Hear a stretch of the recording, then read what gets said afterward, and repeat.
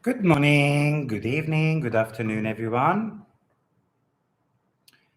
I hope everyone is having a brilliant weekend and you are ready to dive into the weekly forecasts for all 12 signs between 22nd of June to 28th of June 2026.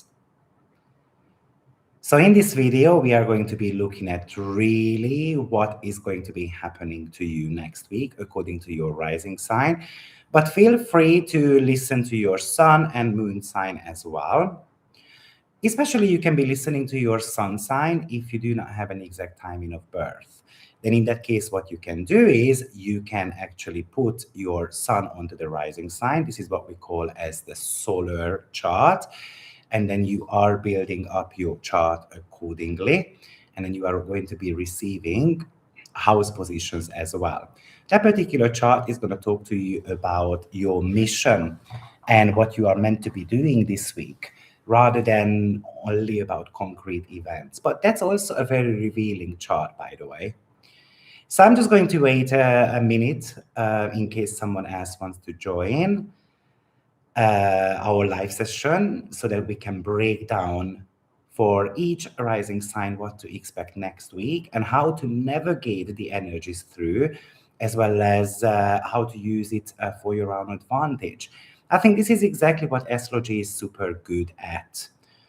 It's going to be able to tell you what to do in case you feel a little bit stuck, as well as maybe what to avoid.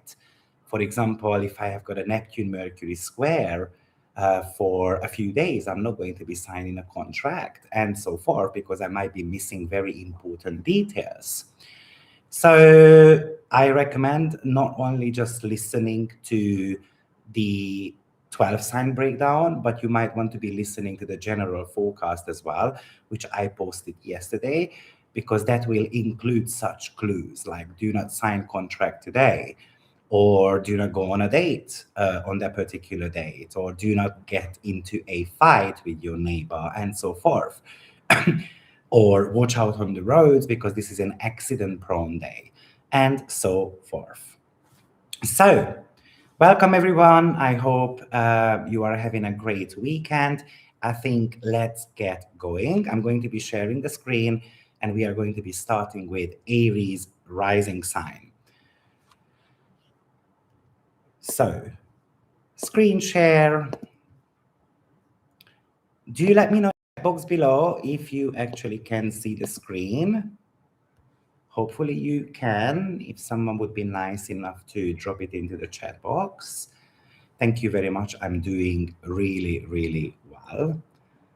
So, Aries rising sign, let's get going. We are going to start the week on the 22nd. Aries, this is a kind of like a game changer for you this week. The cosmic energy is shifting quite heavily. There is a lot of internal contemplation happening. It's kind of like going into the fifth gear right now for you. And you are being the pioneer of the zodiac. So I think you are kind of like right on the front line, actually. Over the next 7 days, I think you are navigating through a tense first quarter moon phase to start with, and then Icarus is going to be shifting into your third house. We are going to be experiencing a fated path alignment as well, because the Sun and North Node are going to be in a cosmic beautiful trine as well. But the Sun at the same time is going to run into a square with Neptune. But it feels like you are going to become very hyper-focused with Vesta and Pallas Athene conjunction. But you are going to be wrapping up the week with a beautiful Mars and Jupiter sextile, which actually allows you to generate income. So I recommend listening to the end of the video. Every single one of these transits is actually hitting a vital point of your chart. It means that it's going to be hitting your angles. That's the first house, the fourth house, the seventh house, and the 10th house. So it feels like it's a kind of like a life-changing week for you, because those angular houses are always connected to personal matters in our lives. Yes, there is a risk here as well that you are burning out because you have got too many things to pay attention to. But before we look at Monday, I would like to remind you that I have got my 7-year membership as well, kind of like a discount going on right now, because AstroViktor is celebrating the 7th year of being up and running. So therefore, I decided to give you the level 3 membership for 50% off. That's on the yearly membership, and 30% off on personal unique readings, so I can help you to map out the year ahead. But let's talk about Monday, the 22nd of June. So we kick off the week with a bit of attention, actually. You have got Moon in Libra, you've got the Sun in the sign of Cancer. These are triggering your 4th house and 7th house. The 7th house is the house of partnership, business collaborations, legal matters, and also your clients as well as your enemies. Now, the moon, once it reaches 1 degree of Libra, is going to be forming this square to the sun in the 4th house, which is the house of home, family, and emotional foundation. So this is a crisis of action here. The sun in your 4th house wants to protect its energy. It wants to stay within the private sanctuary. It doesn't want to get out of bed. It wants to nurture the inner world, as well as it wants to nurture the loved ones. But what happens with the moon in the sign of Libra? We've got a bit of a call, for example, from our partner, a critical client of ours, who are demanding a full attention. So you might be trying to focus on your family members. You're trying to maybe host a gathering, for example, but you have got this sudden business partner, maybe a sudden contractual agreement that you have to be signing, or it goes wrong, and you have to somehow show up. A romantic partner who might demand, for example, an important conversation to have, which you don't necessarily want to get into. Maybe this is an invitation for you that you cannot, because you are an Aries rising sign, so you cannot walk away from very important conversations. You have to kind of like tackle them head on. You cannot hide in your shell. Basically, the moon is reminding you of that. So to add fuel to the fire, on the very exact same day, asteroid Icarus is entering the sign of Gemini, which is your 3rd house, the house of communication, daily logistics, conversations as well. And it is making a conjunction to Uranus immediately, which shows that you kind of want to talk without any type of censorship. So you might be having something to share with others, for example, with your romantic partner, but maybe you slip your tongue a little bit, or you might be saying something that you are going to be regretting later on. So you need to be a little bit careful. But you are also feeling a sudden burst of mental impatience. Maybe you want to be having an important conversation with someone. You want to be showing up to that client who is actually late from their appointment. And maybe you are going to be firing off a text message, kind of a blunt text message, really, that is kind of like sending them to hell in a way. So this is actually inviting you to calm your nerve system down a little bit. It is also, for example, a desire to launch a digital product, but you kind of like want to do it without thinking it through. You want to be launching an idea that doesn't necessarily have the blueprint put together just yet. Maybe you are actually writing a book and then you are getting interrupted, for example, by your partner and so forth. Icarus's message is very clear. Don't fly too close to the sun, because you can get burned. So therefore, we are not launching an idea. We are not necessarily having very important conversations. Wait 24 hours when things are going to start calming down. Yes, Icarus is going to be in your 3rd house for 1 month, but at least it's not going to be in interaction with the moon. The moon is going to leave those degrees. Now, on the 23rd of June, I'm going to be shifting the days. Oh yeah, I'm on the 23rd actually. So on the 23rd of June, we are going to be experiencing the sun and North Node trine. So the sun is sitting in your fourth house and North Node is sitting in your 12th house. A trine is a beautiful kind of like alignment. The sun in your fourth house, we have just spoken about that, right? So this is shining a light on your spiritual mission, actually. But maybe this is also telling you that you're going to have to be letting go of micromanaging every single details. The fourth house is often also something to do with our comfort zone. Maybe not just the south node, but the fourth house can represent the comfort zone as well. So maybe this is a bit of an awakening moment. But if the sun makes a trine to north node, it is making a sextile to the south node as well, which is sitting across your sixth house. So this is spotlighting that we don't have to be micromanaging our family members' life. We don't have to show up to them all the time. Or maybe this is talking to us about an administrative task that you have to be doing regarding the property. But do I actually have to do that right now? Or do I choose to have a rest? Because the sun is in the fourth house who wants to take a good night's sleep, really. It wants to be staying at home. And North Node in the 12th house says that, yeah, I would like to rest too. But the sixth house South Node feels like I've got responsibilities to attend. So I might want to show up for my duties, my obligations, or I need to go to work. So what am I going to be doing about that? But it really feels like it's a spiritual lifeline that the cosmos is actually throwing at you. Remember that the sun is something to do with the core self. So it's about you connecting with the core of your essence on a deeper level, 12th house. You are kind of like maybe going down on a memory lane as well.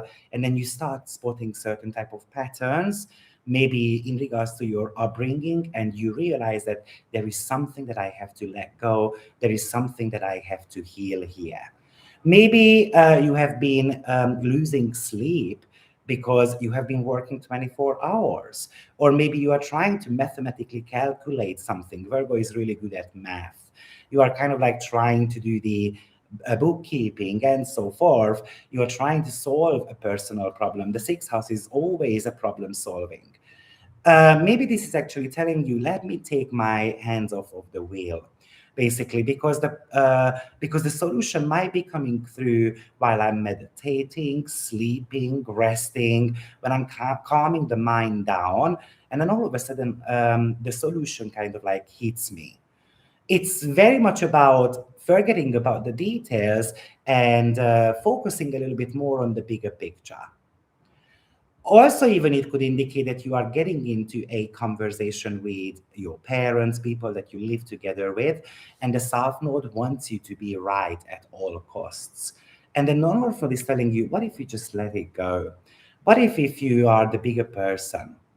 We've got this saying in Hungarian, the clever one always lets the losers win, or the clever one always lets the donkeys win, meaning that you are the bigger person, so I'm just going to walk away and let others let others kind of like feel like that they were right, but I know I'm right. So what's the point in getting into certain type of arguments? Now on the 23rd, Hebe is also moving forward. Hebe is going to be moving into your fourth house, the sign of Cancer.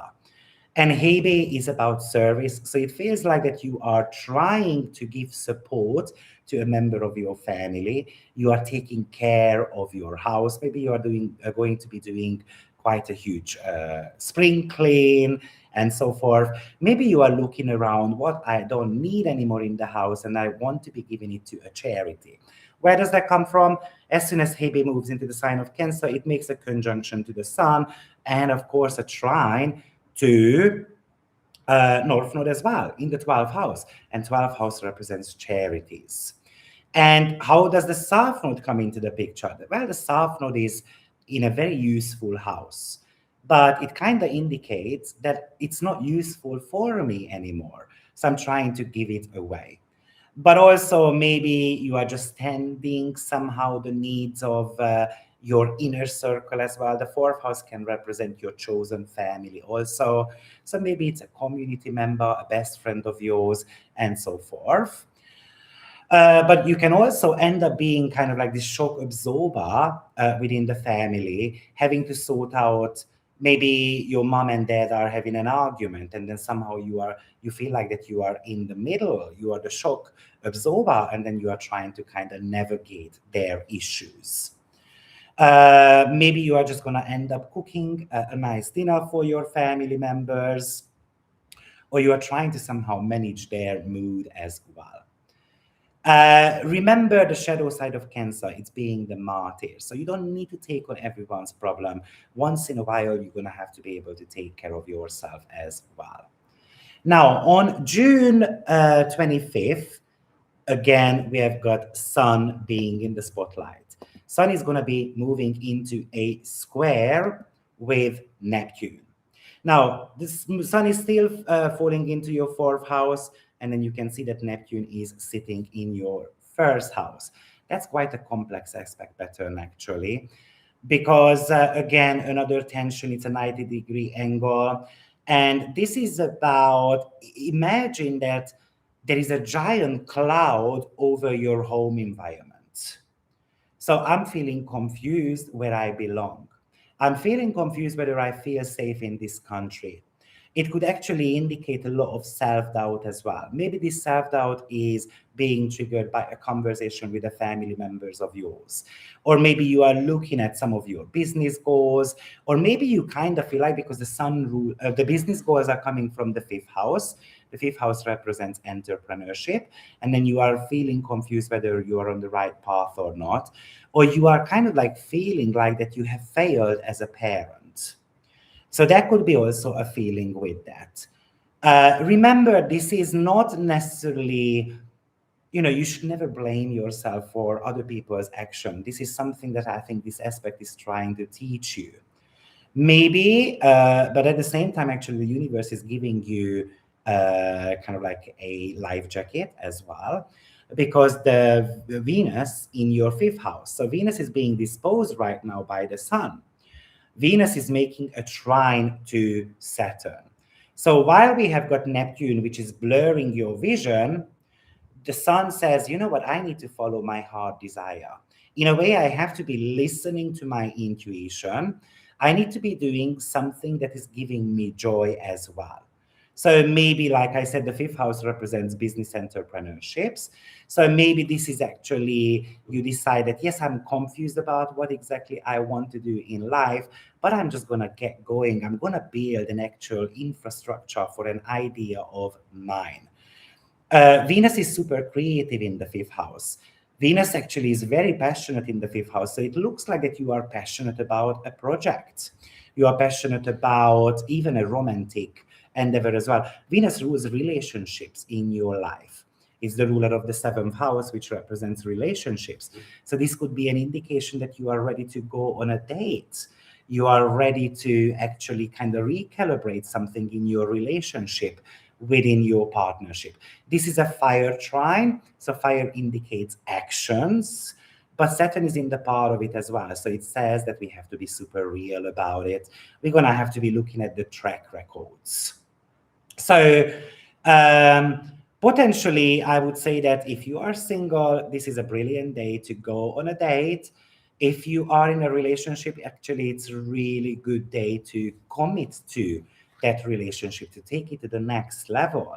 And maybe you guys are having some financial conversations as well, because Venus at the same time rules your second house as well, which represents finances. So this could indicate that I would like to make money through something that I truly enjoy, and I'm going to be committing to it. The fifth house represents sports also. So this could actually indicate that this week you decide that I'm going to commit to creating a better body for myself. The second house represents food. The first house represents health. And Venus kind of like gets excited about this new, let's call it a fitness journey. Now, how interesting that we have got the Vesta and Pallas Athene conjunction happening in your first house as well, which is a tunnel vision when it comes to your physical body. It's a tunnel vision to start fresh.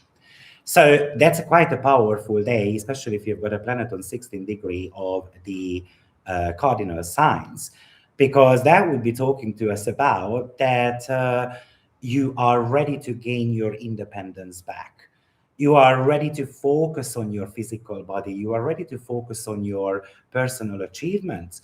It's kind of like you are switching on the do not disturb mode in you, and I'm going to be focusing on myself. Remember, at the beginning of the week, you were focusing a lot on your family, and now you are kind of like realizing that, hold on a minute, I have been giving my energy away to others. I have to be restoring that. Also, the moon goes out of bound on the very same day as well, which is going to start in your ninth house and then finishes in the 10th house. So an out of bound planet kind of indicates that it escapes the solar rules.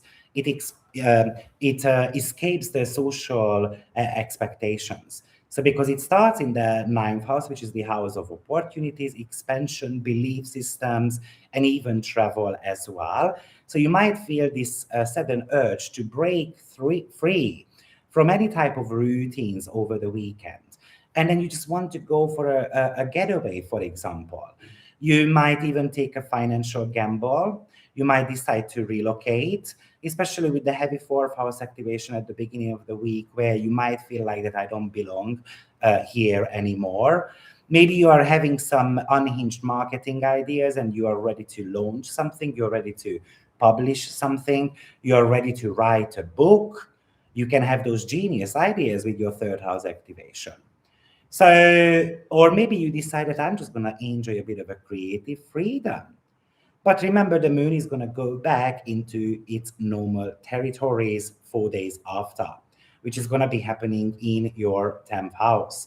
So if you are kind of like financially splurging a little bit at the beginning of the week or during the out of bound moon period, it could be something that we regret next week. So just be mindful about that. And last but not least, we are experiencing on the 28th the Jupiter and Mars sextile, which we actually love, right? Because it's a money making aspect, especially with Mars being in your second house. And that gives you a lot of stamina to build financial security. And Jupiter is in your fourth house, which actually expanding your foundational wealth. So what I'm really feeling like that this could be taking that non-traditional idea that you might have come up with at the beginning of the week, and then you are ready to generate income out of it. Or maybe you are ready to sell a property, you are ready to make an investment into a property as well. Maybe you are ready to take that physical action that you need to make better financial scenarios for yourself. Maybe you are ready to optimize your revenue streams. Maybe you are ready even to kind of create the tangible growth within your family member as well. So it's kind of like getting together with a family member. We agree that we want to be pulling up, we want to be opening a grocery store and so forth. And then maybe this is the moment when we tend to be a little bit more serious about that. So the beginning of the week for you, Aries, is a bit of a crisis in your relationships, people that you share roof with, or in your romantic relationship with family members as well. Remember that in the middle of the week, you are going to be focusing a little bit more on your ideas. And then towards the end of the week, you are going to be potentially making some money. It can feel like that this is my last chance to actually get my finances sorted. Or maybe you are ready to feel secure in your own skin as well, though. So that's actually highly possible. Yeah, so Aries, I'm also wondering how you have been feeling with the very heavy first house activations in the last 3-4 months. So do let me know in the chat box below, because I think it's an incredible time for you. I think many of the Aries rising signs have been struggling for a little while. So what new things have you started in your life in the last 3, 4 months? Is it a fitness routine, or are you trying to start fresh, or are you trying to get out of a poisonous relationship or work environment, and so forth?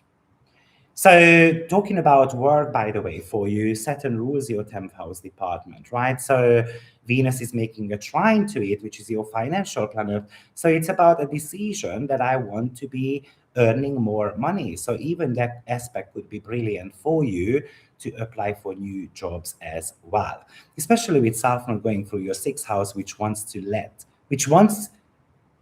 you to leave behind a work environment that is not aligned anymore with your path. So good luck, Aries rising sign. Now let's move on to Taurus. So I'm just going to be setting up the screen so that you guys can see everything. Hopefully you can see it really well. So Taurus rising sign, I think it's a bit of a recalibration for you this week.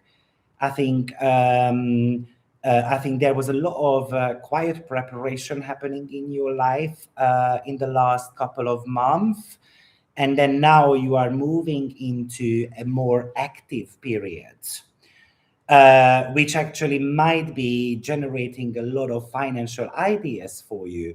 So it feels like over the next 7 days, you are navigating through financial matters. You might even decide that you would like to uh, find a new job, get healthier, for example, or you might be ready to even sell an idea of yours. Now, but let's exactly look at what is happening. First off, on the 22nd of June, before actually we get there, Taurus, let me invite you to check out my membership program, because it's 50% off due to the fact that I'm celebrating 7 years of AstroViktor running up and down. Or if you would like to book a consultation with me, that is 30% off right now. So maybe I can help you, for example, with your Chiron and Pluto square that is really impacting you significantly. But let's look at what is happening on the 22nd of June. So the moon enters the sign of Libra, and it straight away makes a square to the sun. Now, moon is in the 6th house, the house of health, routines, work, and also certain type of administrations, while the sun in the 3rd house, which is the house of communication, networking, daily grind as well. Now we've got a crisis in action scenario happening here. The sun is very busy having a conversation. It's sending a lot of emails. There could be a local project that you are working on. Maybe you are ready to travel to see a member of your family. But the moon in Libra is kind of like forcing you to adjust your daily work. It is it is asking you to address, for example, a backlog of your work. Or maybe while you are traveling, maybe you've got a bit of a medical concern of yours. Maybe it's just a little bit of a, you know, like I'm driving, for example, and I'm feeling a little bit nauseous and so forth. And it feels like that you have to be actually fixing that up a little bit. You have to be feeling better. So, but I can also imagine that you are in a brainstorming mode. Maybe you are writing content, maybe you are trying to find the right partner, a partner as in for your idea. The 6th house represents people who are working for you, your employees. So maybe you would like someone to fix up your car, and then you are looking for the best option for that. Maybe actually you are catching up with a mistake that a coworker of yours made, and then you are having to send an email to them. Or maybe you are ready to implement kind of like a new system at work as well. But it's the sun is all about talking right now, right? So there is something that you cannot talk yourself out of. This is about optimizing your health, optimizing your day-to-day workflow as well. Often the 6th house is about simplifying things. So we're just going to have to simplify the workload here. And maybe you want to be having a conversation with your family members, how you would like to be, how you would like them to chip in, um, how they would like to chip in, in the daily chores, for example. So remember that this all started in your second house, the new moon. And the second house is something to do with finances. So it really feels like that you had a financial idea a couple of weeks ago, but now we are running into some logistical problems that we have to be fixing first before we are moving forward. Now, asteroid Icarus enters your second house this week as well on the same day. So that's the house of income. That's your personal finances. That's something to do with your values as well as your confidence and your spending habits. So now watch out for Icarus here because it can make you spend a lot more money than you should. We can be taking a reckless risk as well. You can have that idea that, yes, I would like to invest money into some technological items. That's very much Uranus. And then we might be paying the price of that later on. So Icarus always comes with certain type of consequences. Also, it could be that your brain is a little bit of on an overdrive, and then you are trying to find new ways of monetizing your skills, earning money, and so forth. But it is asking you to do the math before you actually jump into anything new, really. So Icarus's message is always very simple. Don't fly too close to the sun. Otherwise, you are going to get burnt. So this gives us the urge to spend a lot of money. It gives you the urge to increase your prices, for example, and so forth. But today is a day when you should be writing things down and then sleeping on it a little bit and then coming back to it maybe 24 hours later, once the moon actually left that 1 degree of Libra, and it's really far away from Icarus and Uranus as well. Now, on the 23rd of June,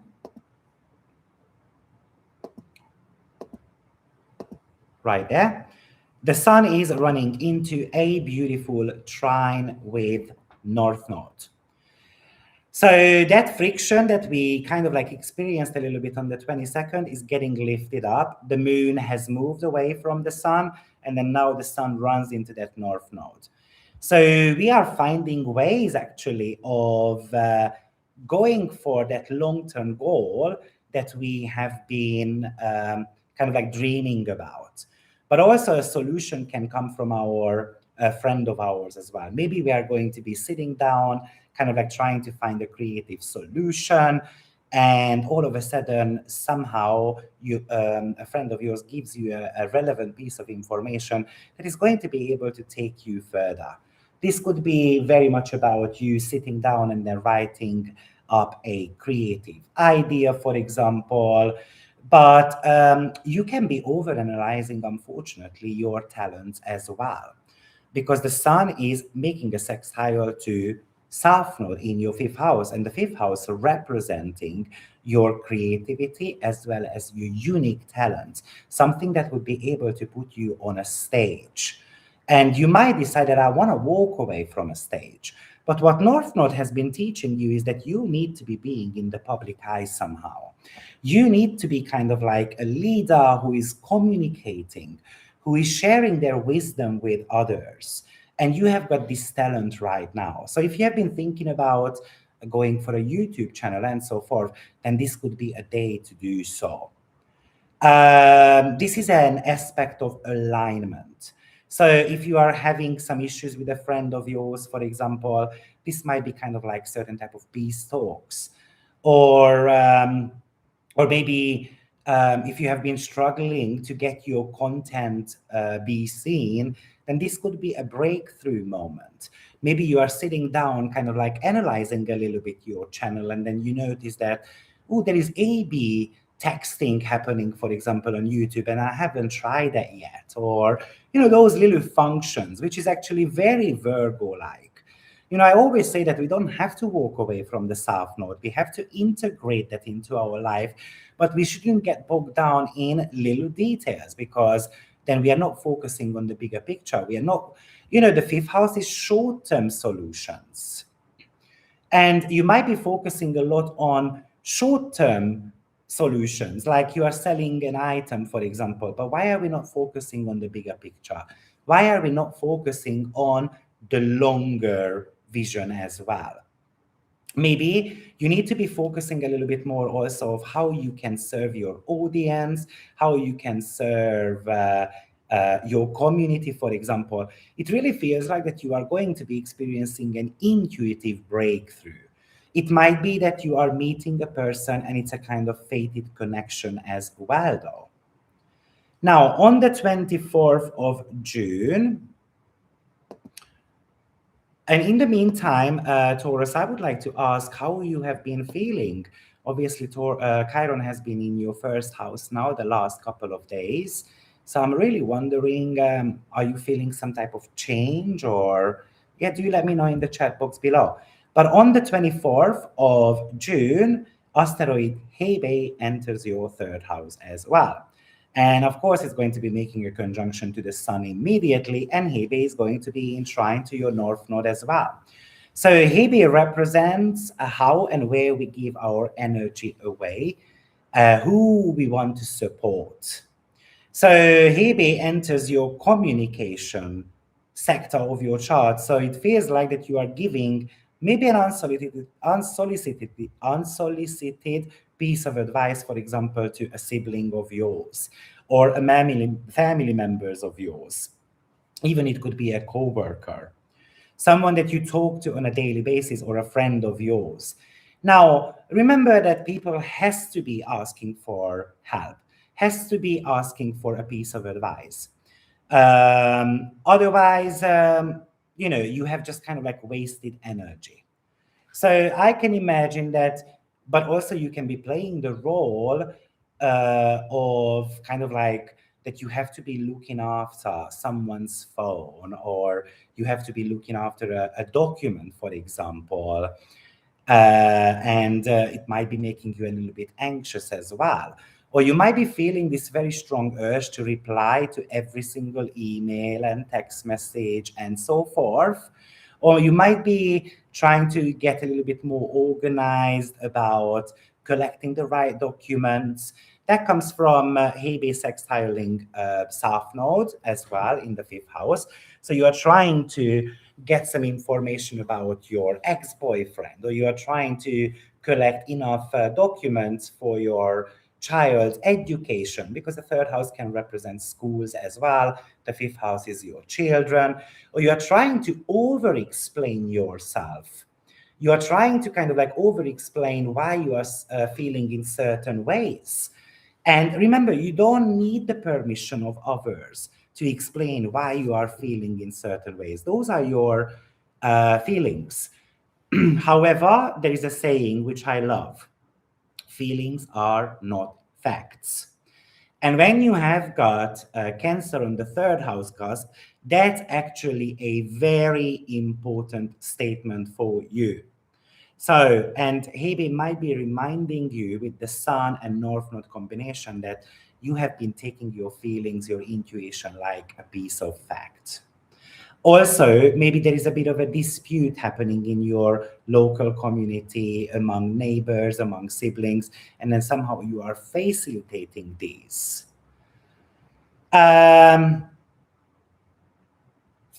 Next day, on the 25th,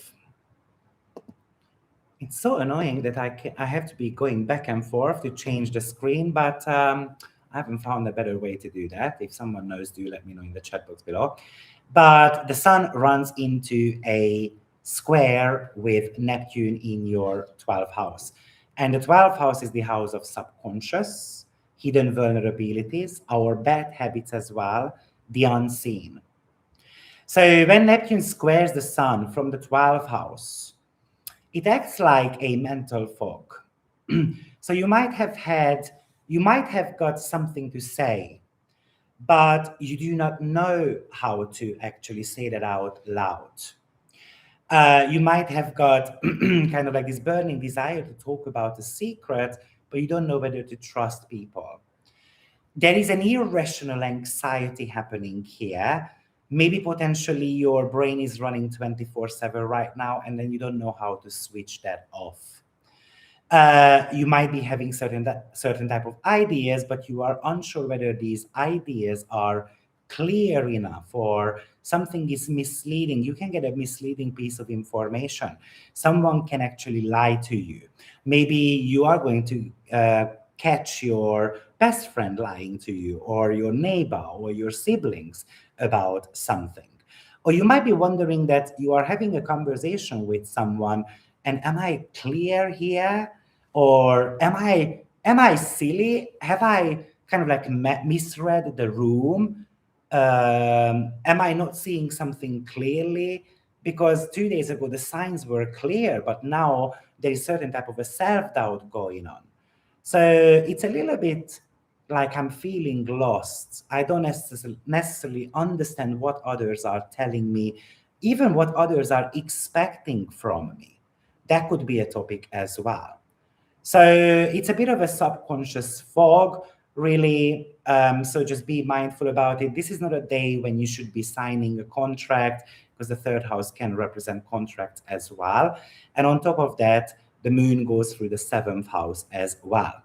And the seventh house is also agreements. And the moon is going to be walking through the burned roads, which is somewhere up to about, up to 25 degree of Scorpio. So while Neptune is trying to blur your thoughts a little bit, I mean, imagine that you are about to be sending a text message to someone, and then you are going to be sending it to the wrong place, or potentially that could be with an email and so on.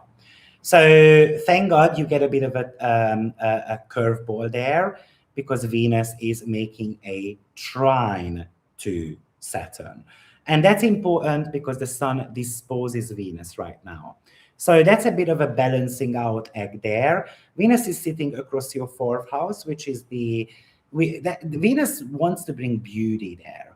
So maybe potentially this is an indication that you are having a conversation with people that you live together with about the past, about about your secrets, 12th house, or potentially you are having conversations about even some of your past life experiences. But you don't necessarily know whether they are going to understand you. You might be afraid that, talking about this spiritual stuff to people, because it feels like the Taurus rising sign has been going through a spiritual awakening the last 4 months. And do let me know in the chat box below, have you been going through a spiritual awakening? Because it really feels like that these ideas are coming to you through dreams, meditation, or a bit of a sobering up. And that's exactly what that Venus Saturn trine talks to me about, that currently you are going through this sobering moment about how the past is defying your present moments. Now, maybe if you have to be making a business decision, why is that? Because Saturn rules your career department. So if you have to be making a business decision, even though Venus and Saturn help you there, but maybe this is going to be through conversations with others. Maybe this is a friend of yours, maybe this is a family members of yours, and then they can give you the clarity. Because the Sun and Neptune square is telling me that you don't see things clearly right now. But this is about also trusting the practical structures in your life as well. And Saturn is the planet of rewards. So if you are real with yourself as much as possible, then eventually that's going to give you a lot of reward at the end. But this might be even a reminder that you have to be building something up from scratch, from a foundational build up. Now, we are moving on to the 26th of, here you go. I'm on the right one. On the 26th of June, when we are going to be having the Pallas Vesta conjunction, also triggering your 12th house. So Taurus has been going through a massive 12th house activations in the last 3-4 months. So I'm really curious to hear how that has been going for you. But this is about you starting to focus on clearing maybe certain, like talking to your inner demons and telling your inner demon, hey girl, I know you are there, I know you are bugging me, but now I'm going to let you go. We're going to have to say goodbye to each other because I'm ready to start fresh. Remember, Chiron went into your first house. I'm ready to heal. Now that Venus in your fourth house, I want to be beautifying my connections with my family members. So, in a way, it really feels like you have to be letting go of the past so that finally you can start fresh. It's about walking out of situations that has been holding you down, kind of like pinning you down. And this might be connected to a fear. This might be connected to your inner saboteur. It might be a family member who is whispering into your ears that you are useless, you are not talented, you shouldn't be doing that. So, who is trying to control you in your life? So, and then Western Palasatine says that I'm going to be focusing on working on something behind the scenes. I'm going to be putting my phone on an airplane mode so that I can come up with a business structure. Saturn is right there as well. I can come up with new ways of earning money because you've got quite a heavy second house activation also this week. I'm going to be auditing these inner demons and saboteurs and so forth. Keep an eye on the moon because on the same day, the moon is actually moving into your eighth house, the house of investments, deep psychological bonds, traumatic experiences, transformation, and it goes out of bound. So this moon is going to finish its out of bound in the ninth house. So hopefully that moon is going to help you to transform some of your negative belief system into something positive, and then you're going to start seeing clearer why those fears are kind of like holding you down. Maybe you are ready to gain your financial anatomy back. You are ready to walk away from certain type of codependencies. Maybe you're ready to say that, you know what, I think I've paid the debts back to this particular person, and I'm not going to let them hold on to me anymore, kind of like blackmailing me. The eighth house is also connected to blackmails and so forth, but that could give you a sudden urge to invest into something. I urge you to be careful because an out of bound moon kind of like disregards any type of rules or red flags and warning signs. So we can be jumping into something that might become very volatile. And remember that as soon as the moon goes out of bound, it's going to be opposing Uranus as well in your second house, which definitely talks to us about spending way too much money on something that might not be as lucrative as we thought so. But maybe it's about you enjoying a psychological freedom right now. But remember, the moon is going to be snapping back into bound in your ninth house, which is connected to logic, especially in the sign of Capricorn. So we realize that we were not as logical as we should have been. And Taurus, you are usually very practical, right? Now, the last 6 years, the moon has been going out of bound in your eighth house. So I'm wondering if you have been experiencing ups and downs in your eighth house. So basically, somehow in your partnership or finances, or you have been discovering some psychological blockages of some sort. Do let me know in the chat box below. And don't forget, I'm going to be having a webinar next weekend about out of bound moon. Next up, we are wrapping up the week. Okay, so I keep going on that screen, but here you go. Next up is Mars and Jupiter sextile. So Jupiter is sitting in your third house while Mars is sitting in your first house. Mars is it's important aspect for you actually because Mars is sitting right on your shoulders. You know, this is about commitment. That Mars is very committed to make changes. That Mars disposes all that planet in your 12th house, so which is telling me that you are very committed right now to get those little buggers out of your ear in a way. It's somehow it feels like that you are about to find your voice. You are kind of like noticing that I can actually influence people around me. Maybe you have been, or you are ready to go for a new idea and you are hoping that it's going to be bringing you financial freedom. Because straight after Mars is going to be moving into your second house, which we are going to be talking about next week, of course. Mars is moving into your second house a couple of days after. And that's going to be a very important week, the most important ever, because we're going to have the Mars Uranus new cycle, as well as Jupiter is moving into your fourth house as well. I think maybe you have been dreaming about making money in a non-traditional way, and you have been having the ideas, but you have been super scared of doing so, of going for it. And hopefully this Mars and Jupiter sextile is going to be giving you that nudge you need to go towards something that you truly want. Jupiter is ruling your 11th house, so it's a goal that you go for. It's an idea that you are having, and you are that Mars is pushing you, that you need to be brave enough to take the wheel. You have to be sitting in the driving seat of your car, basically. Okay, so that's Taurus rising sign. Let me see what you guys are saying. And Aries rising 8 degrees here. In November at the Taurus full moon, I was crowned with an exceptional award in my career.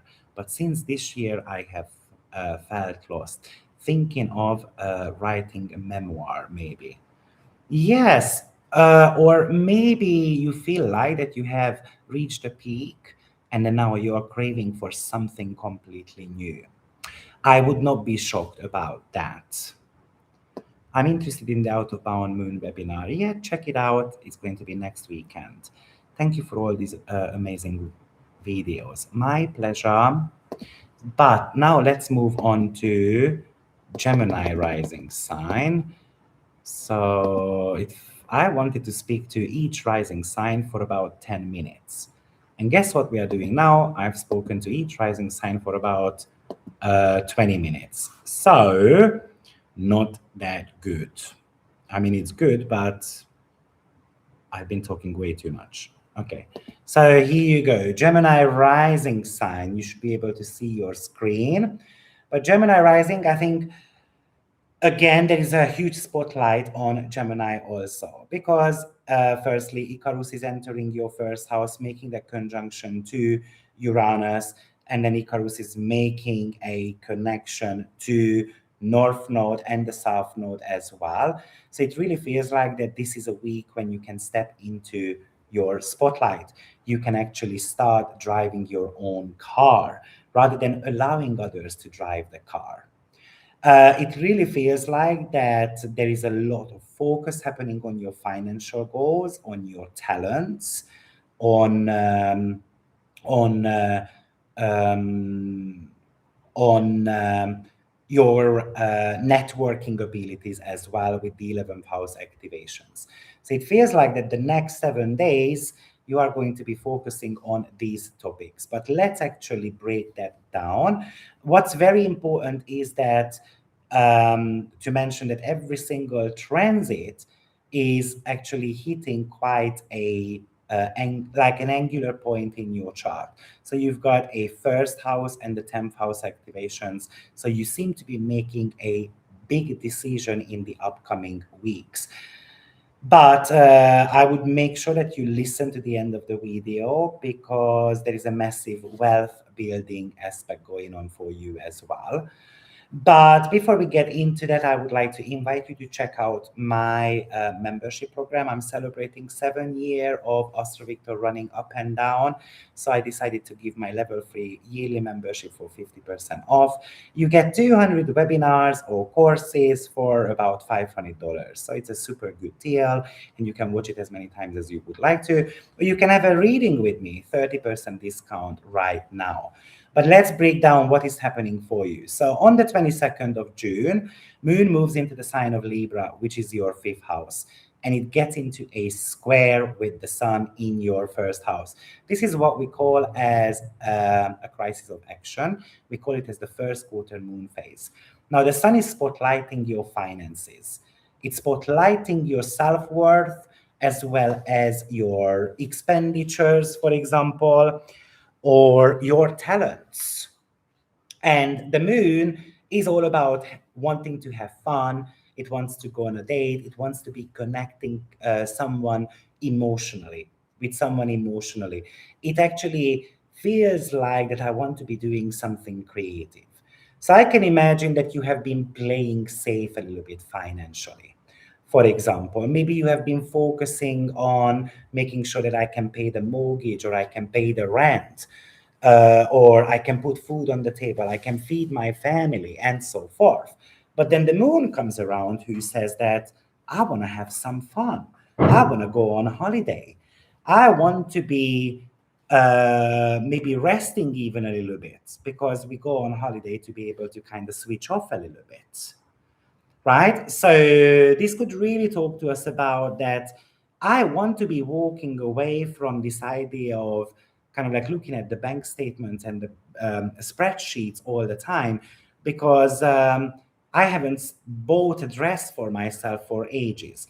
And it really feels like that you are going to be seeing something nice, or maybe you decide that you would like to treat your children for a present and so forth, but you are really conscious about your finances.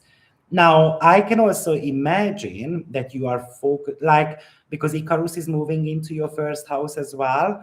So that might be a sudden idea that I would like to kind of re-image myself, especially with Uranus being there. So you might decide that I want to get my hair dyed, for example. I haven't done that for ages. And and then you are considering the finances here, but at the same time, I've got this urge to kind of look different. This could also talk to you about that you feel invincible, actually. So just really watch out for that, especially with Icarus and Uranus conjunction. I feel invincible. So I don't know, I go to the gym and then I'm going to run 1 hour on a high speed and, I'm going to collapse basically. So just really be mindful about that because it feels like that your brain is a little bit in an overdrive mode right now. But that Icarus can also make you extremely impatient. For example, with your children. So that might be something, or with your boyfriend, girlfriend as well, with the moon being in the fifth house. And Icarus and Uranus says that I'm going to be choosing myself, which is actually a great thing to do. But who am I going to lose in the meantime?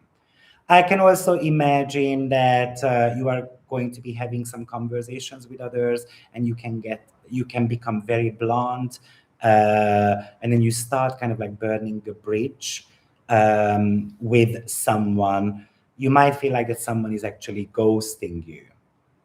Now, on the 23rd, the sun is actually making a trine to North Node. Now, we love that because we have spoken about that sun, right? And that's spotlighting your finances. And the North Node would like you to take on, for example, a leadership role. It might want you um, to actually get aligned with a different job, something that you have been kind of like craving to do, but maybe you haven't been brave enough to do so.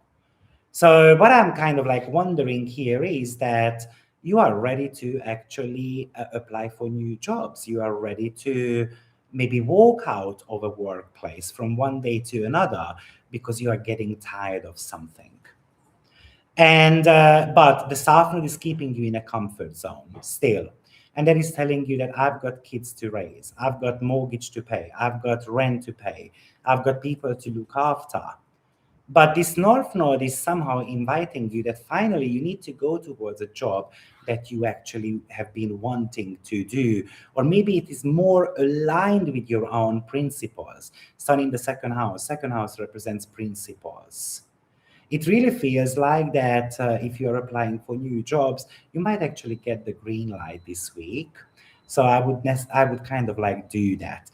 This is going to be realigned, by the way, with Jupiter and Mars sextile as well. Mars is ready to walk out of a scenario. Jupiter represents your job environment. it disposes north node, and now it's in your second house. So maybe I'm going to be able to find a better paid job. Maybe you have been struggling to gain recognition at work. And maybe you have to be sitting down with the boss to give me an honest, open feedback about my performance. And finally, we get what we deserve. We are covering, as you can see on the screen, Gemini rising sign right now. Someone is asking me in the meantime. Maybe you are receiving an unexpected career opportunity. Maybe you are getting some recognition.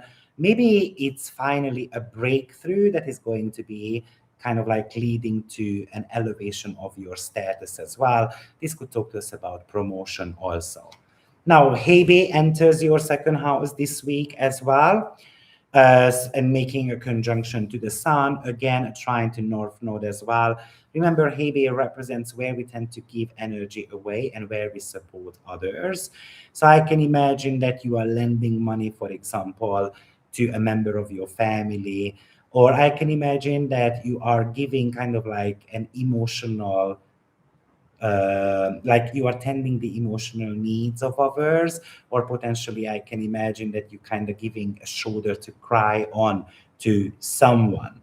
Maybe this is a close associate of yours, maybe this is a co-worker, maybe this is a child, and so forth. But you can also, because Hebe represents service, so I can imagine that you are looking at the service that you provide. You are looking at your price list, for example.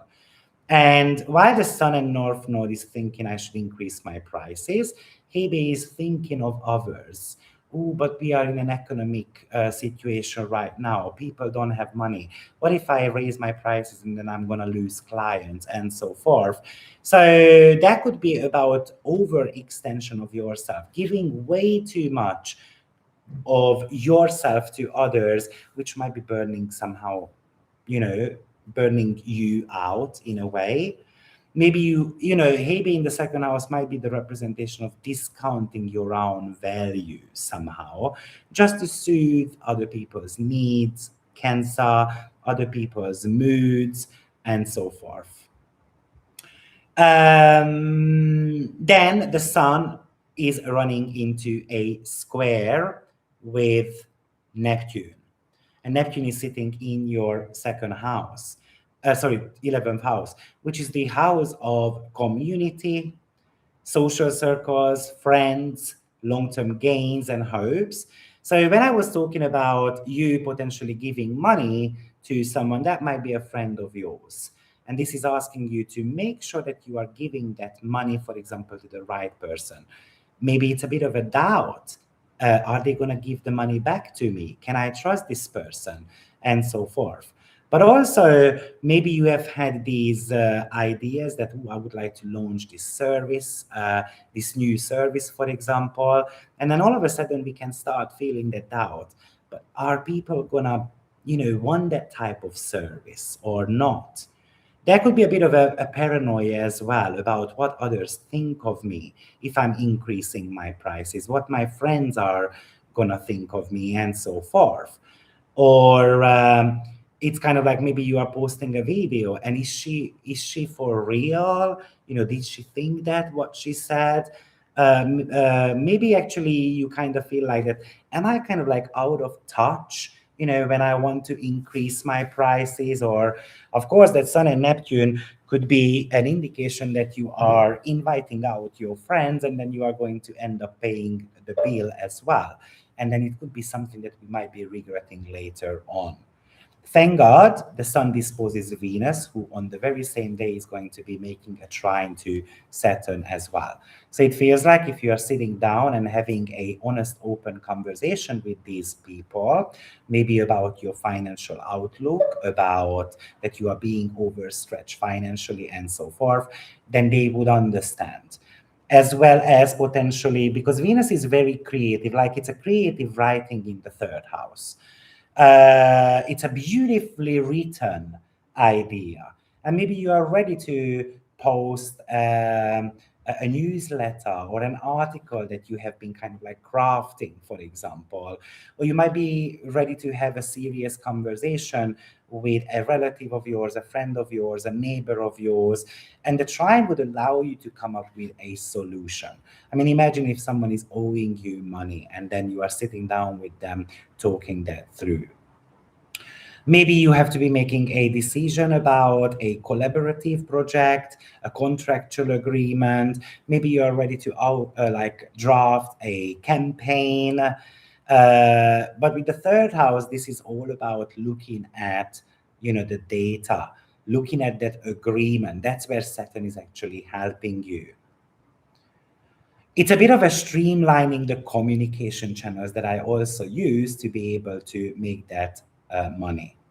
Now, also, we've got Palasatini and Vesta conjunction happening in your 11th house. That's a huge tunnel vision connected to your long-term goals. This is about, yes, I'm going to be focusing, building on that community. It's a flame of devotion there. So, yes, I'm going to make a better life for myself. I'm going to build a better future. I'm going to achieve something. I'm even going to have conversations about pay rise with my boss, because the 11th house is money made from businesses.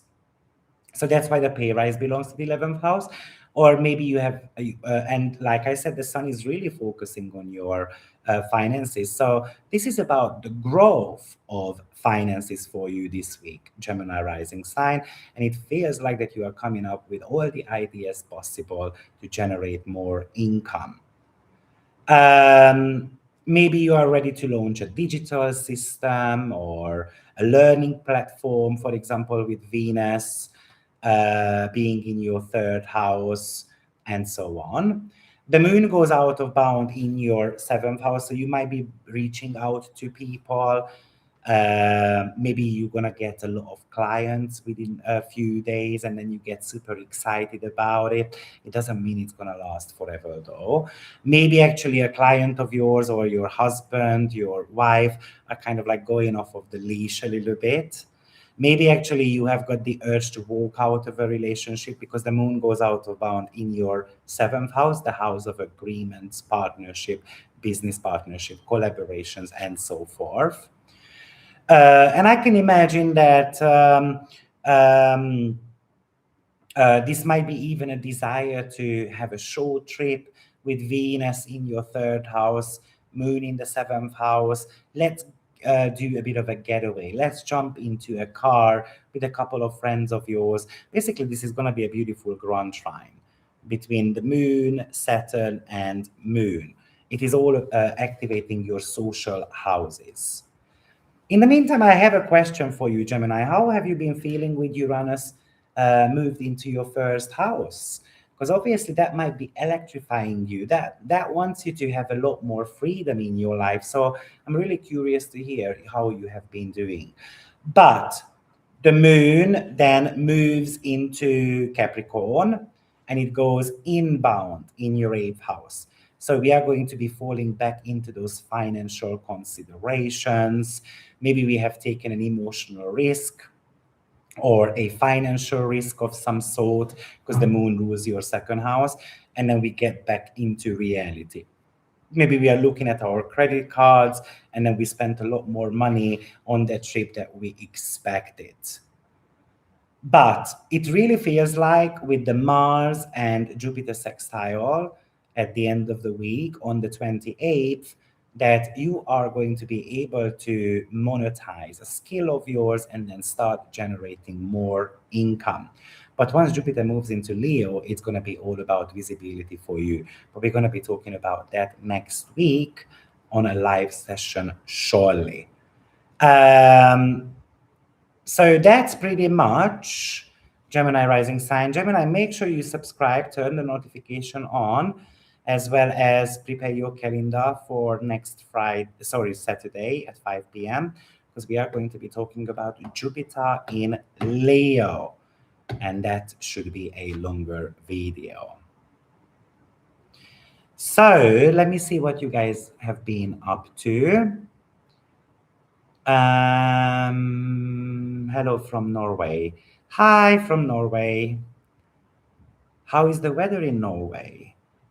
So we just finished Gemini rising sign, as you can see on the screen. In your view, how much does the progress sun, ascendant moon impact us? A lot. I do a lot of predictive work with the moon. The progress moon is a highly important part of our chart, especially I love using it with the progress declination moon. It's a very revealing chart, which actually looks something like that. So I can show you. Oh, not that one, sorry. I'm on the wrong chart. Oh, sugar here. So I'm just gonna change. I'm just gonna do a current chart, nothing. Here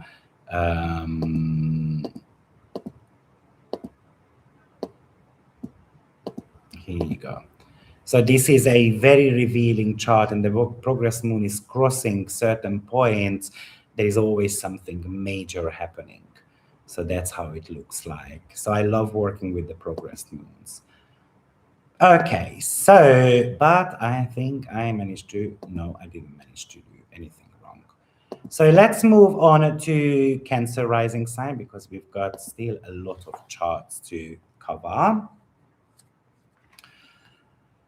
25 degrees in Norway, that's actually very nice. Thank God in Morocco it's not that hot.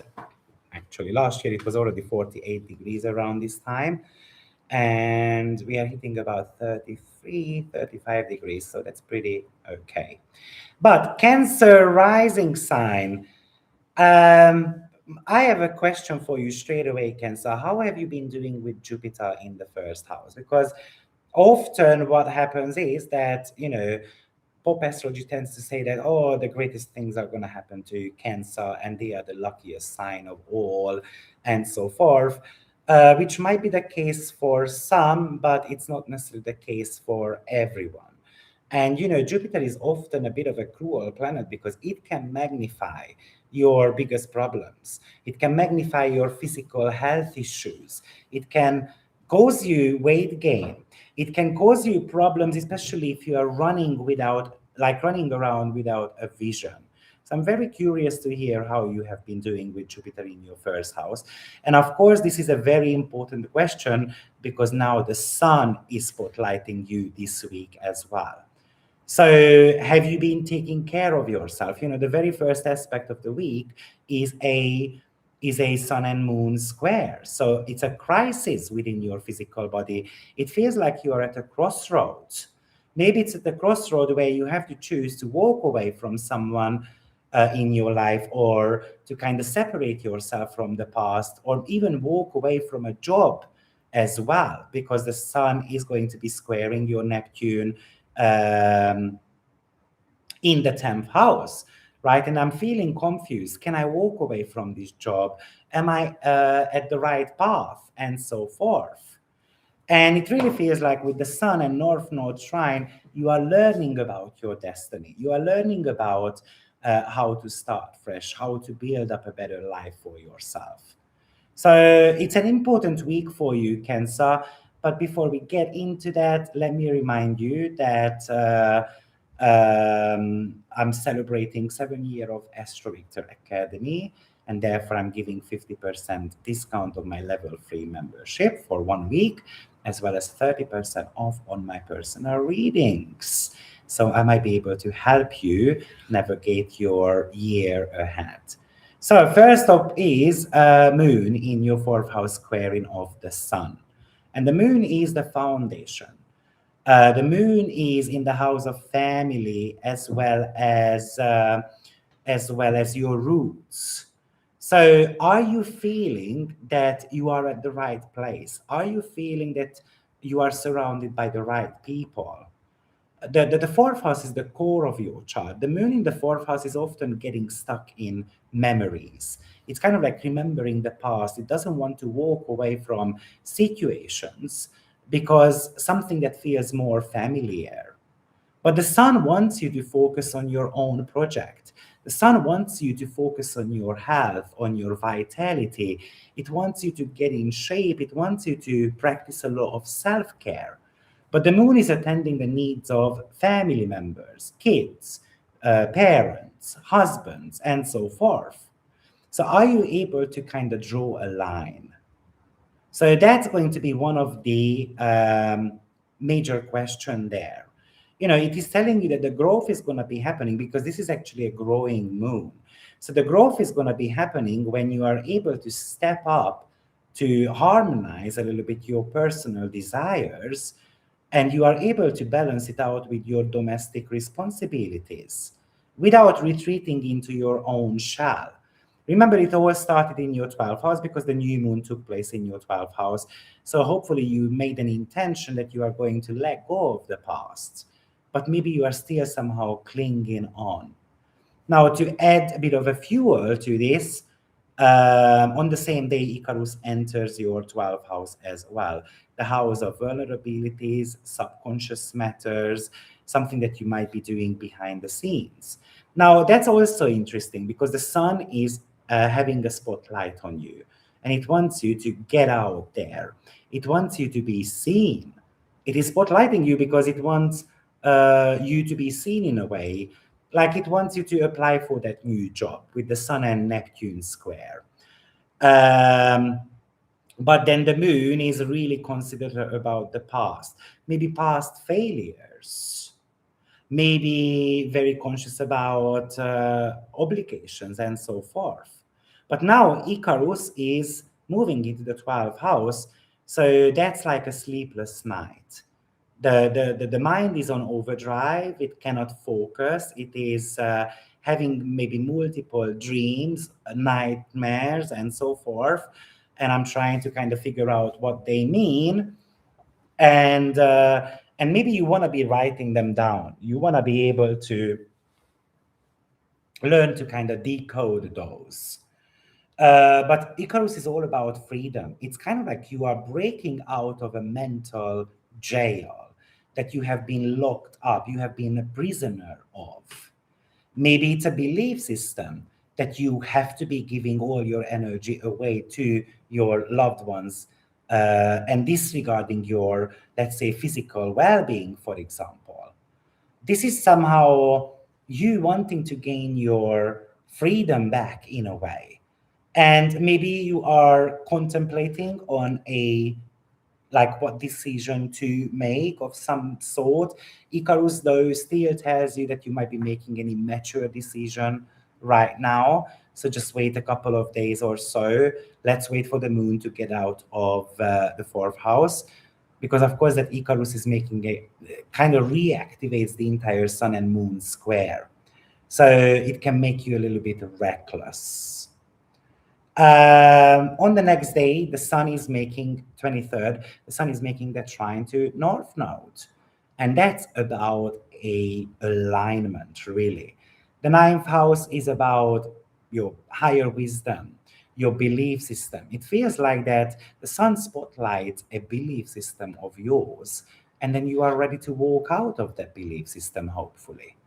Maybe you have been very focused on just looking at all the data, the hard facts, but you haven't been connecting the dots. And now you realize that, oh, wow, the reason why I have got, I don't know, medical issues, for example, first house, because of this and that belief system, not because of, other things.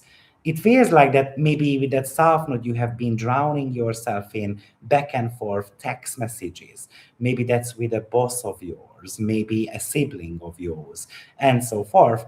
And then I'm kind of like realizing that what's the point in having that back and forth email, that back and forth discussion, and so forth? Because maybe I'm getting bogged down in little drama, like neighborhood drama, sibling drama, and all those type of things. And then I'm losing the focus on the bigger picture. So I'm deciding to go towards that bigger picture. But that sun is really focusing a lot. And it feels like Cancer rising sign, and do let me know in the chat box below, but have you been overworking yourself? Have you been working yourself to the bone in the last 4 months or so? Because it feels like that maybe your physical body is signaling to you that you need to slow down a little bit. Maybe you have been worried about work. You have been worried about like not being able to find a job and you have been feeling anxious. Maybe that sun and north node is telling you right now that I'm going to give you a green light. Okay, so that's also highly possible. I can also imagine that maybe you have been, because the first house is often about your personal projects. And then maybe what has happened here is that you don't find the meaning. You feel confused about the meaning to life. And all of a sudden you get that sign, that synchronicity from the north node, and then you're going to start saying, aha, that's exactly what I'm meant to be doing. Now, obviously, that sun is squaring off Neptune in your 10th house. So that might be talking to me about like I have a feeling that I want to have a change in my career, but I just don't know what exactly I want to do. And I feel like that's where the North Node comes into the picture, who says, what if I studied something? What if I signed up for a course that is going to kind of spark my mind a little bit? This could also represent self-doubt as well. Maybe you have got the idea already and you have been kind of like micromanaging that idea for a long time, but now you are doubting whether it's going to be able to take off or not. Maybe you are receiving a business offer, a job offer. You might have gone to a job interview and then you're getting mixed signals from them, and then you are kind of like, I don't know what to believe. If you are receiving a job offer, go for the details there, because Neptune is often very misleading. Okay. You might be even asking the question like, is it what I'm working for really? I'm only getting the money for the bread and butter, because the sun rules your financial department. So maybe it's about I'm being confused about, I cannot see clearly why the business money is going down, and maybe you are expecting a fraud or you're expecting something dodgy happening in your business as well. Maybe you are wondering why my business is invisible. Why am I being invisible? Why people do not notice me? What am I doing wrong? So you can do a lot of self-doubt. You can do a lot of self-blaming with that Sun and Neptune square as well. Actually, it can even indicate that a boss of yours is going to be blaming you for something you haven't even done. Now, we have got Hebe moving into the the first house as well this week. And it really feels like that you have been overstretching yourself. You are about to be helping everyone around you, helping your coworkers, helping your boss, helping your family members. But Hebe is telling you something. Do yourself a favor and give yourself that nourishment you need, emotionally, mentally, most importantly, physically. You need to be practicing self-care. You need to be practicing, self-care basically. Stop over accommodating the needs of others. Okay, maybe because the sun is kind of like a leader. The Neptune is in the 10th house, which is also leadership. And then Hebe comes around and it's kind of like serving the needs of the king, serving the needs of the boss. It's like the boss is calling you, can you work at the weekend? Can you do a double shift? And then Hebe is like, sure, I'm going to do that. But the Neptune comes into the picture and says, okay, when you need favor, guess what they're going to do? They're going to say to you that you cannot have a day off, you cannot do this, and so forth. So what's the point in me overextending myself? Okay, so that's important. Now, we also have got the Palasatini and Vesta conjunction happening in your 10th house, which is a tunnel vision. So you are focusing on your business, you are focusing on your job. You are maybe sitting down and then you're going to decide, I'm going to send out 150 CVs. One must be able to hire me. Or maybe this is simply just an execution of something. Like you decide, this is what we are going to be doing, and I'm going to make it happen. So this is the ultimate strategy, a business strategy. It might be about you rewriting your business vision somehow. Maybe it's about implementing a business system, for example. Maybe this is actually about family matters. The fourth and the 10th house, Cancer as well. You're focusing a lot on parents. You're focusing a lot on family dynamics as well. So that's even possible with that too. And last but not least, Mars is going to be making that beautiful sextile to Jupiter, which I really love there, because Mars is very much connected to finances in the sign of Taurus, especially in the 11th house, which is actually talking to you about money made, like earnings. So this might be actually a week for you when you are going to be able to see business results, when you are going to be able to secure, for example, a bigger contractual agreement. On top of that, remember that we have got the Venus and the Saturn trine happening as well in your second 10th house.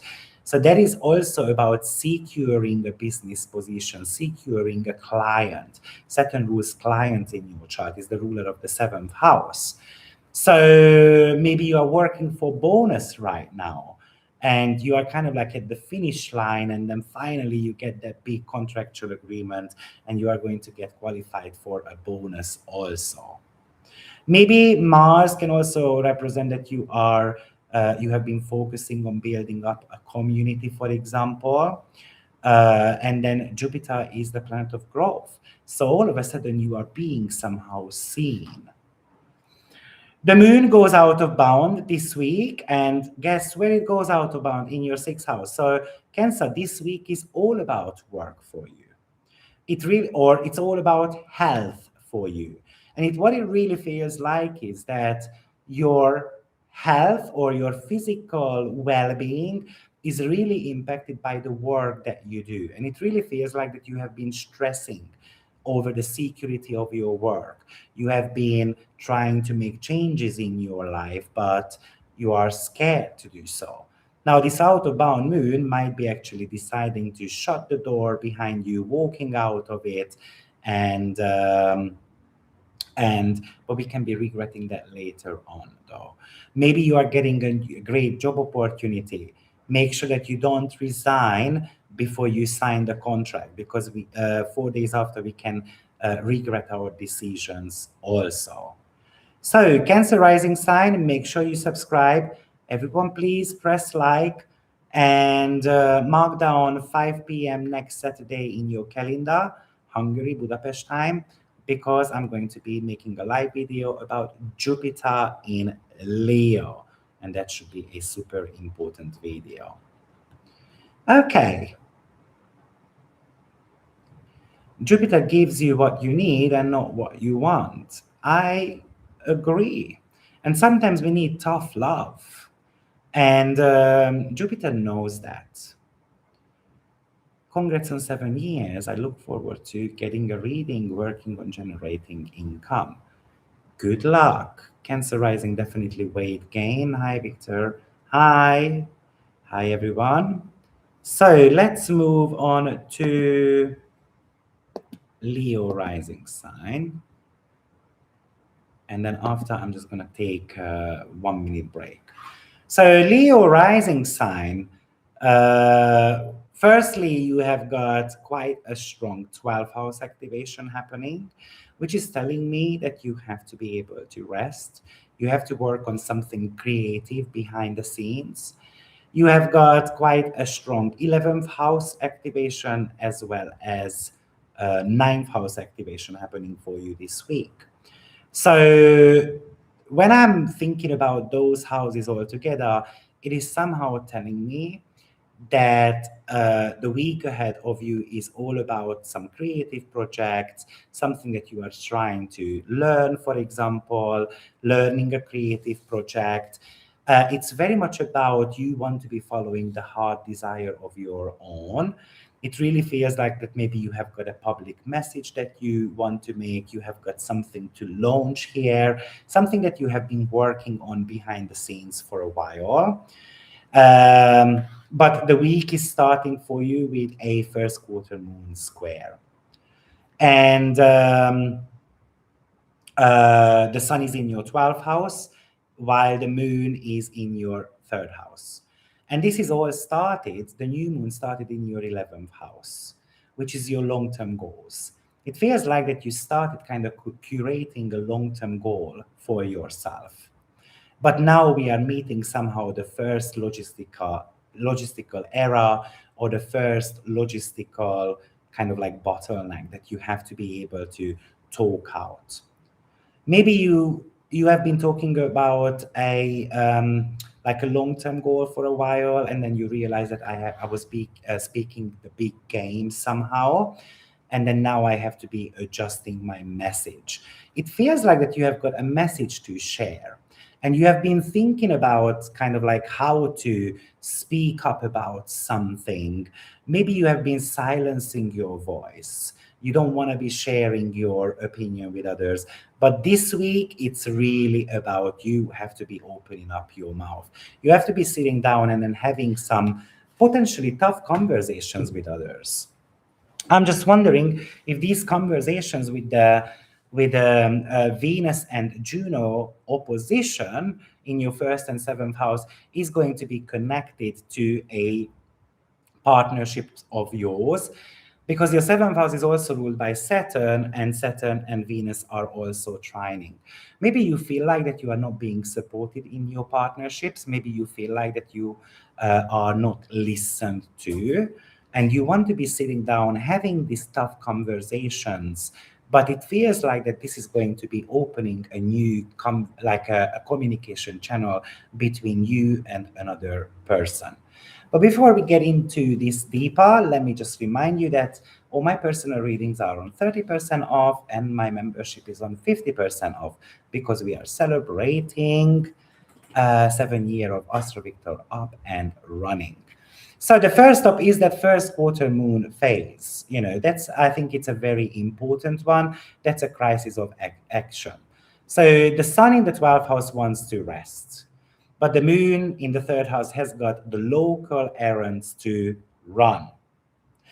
That moon is very busy replying to messages, the number of emails coming through, the number of phone calls. Maybe your family members are calling you for kind of nonsense things.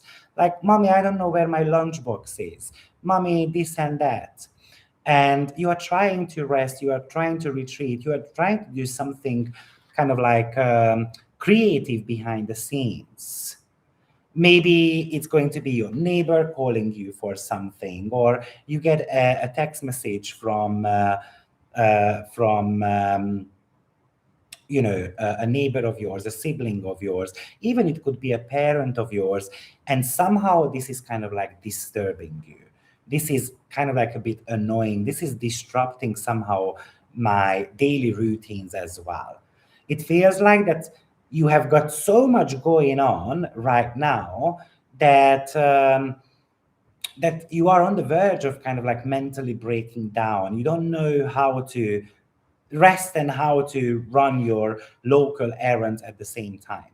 So you need to be able to listen to that sun. The sun rules your physical body right now. So the sun needs a bit of a rest.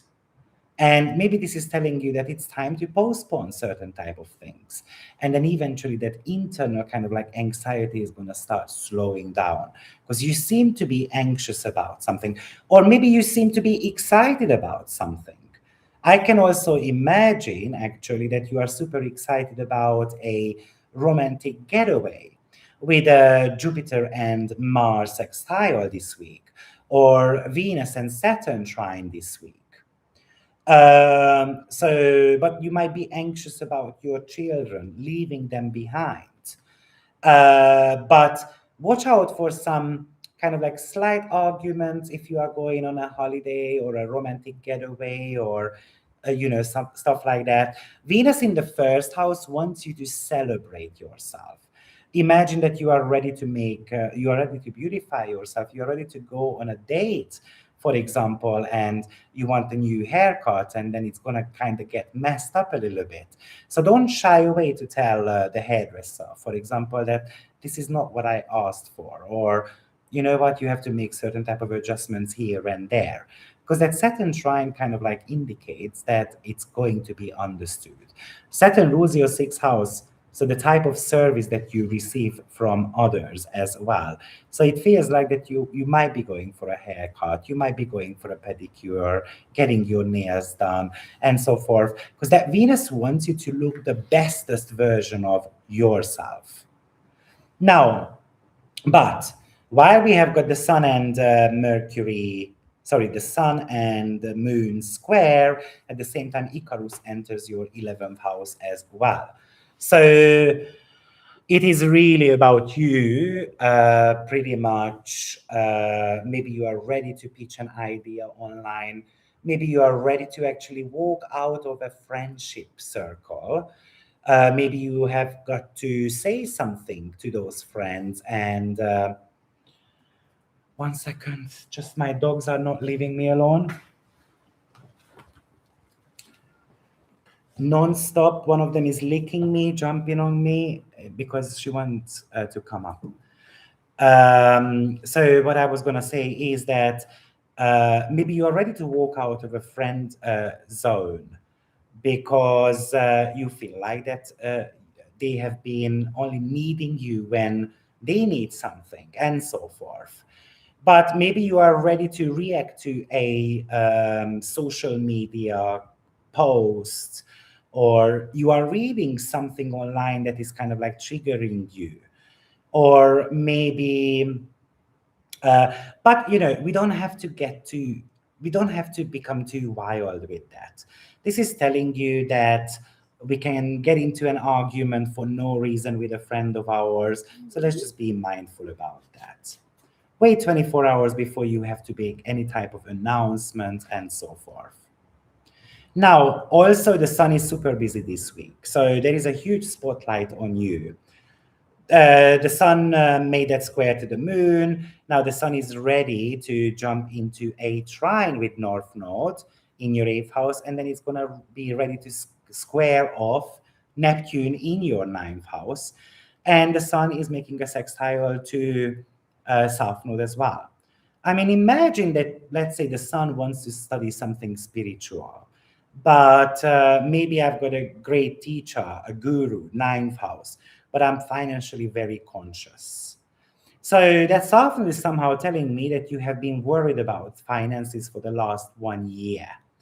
And that sun is spotlighting that for you, that have you been kind of micromanaging every penny that you've got, and then you are not spending money on your rest, or the 12th house represents such things as spa and so forth, and you have been ignoring those type of things. That sun wants to also highlight your fears. It wants you to do a lot of research about your talents. It wants you to um, because it feels like that you might be feeling blocked somehow. You might be ignoring your intuitions for a while. You might have got some, yes, you have been, maybe you have been having thoughts about end of life, or that someone is going to pass away. You are intuitively being hit with those. And these things might be leaving you somehow worried, for example. It looks like that you have got a bit of an ancestral kind of like clearance to be made. Maybe, like I said, you are worried that something is happening to a parent of yours, or maybe it's all about forgiveness at the end of the day. Maybe you're actually receiving some confusing messages from family members, and then you don't know what to do with them. Maybe they have been calling you, they have been texting you, and so forth. Maybe it's about an investment opportunity and you are a little bit scared. Is this the right course of action? But the Sun and Neptune trine tells you that intuitively you know the answer. You're just going to have to listen to your intuition a little bit. Hebe also enters 12th house as well this week.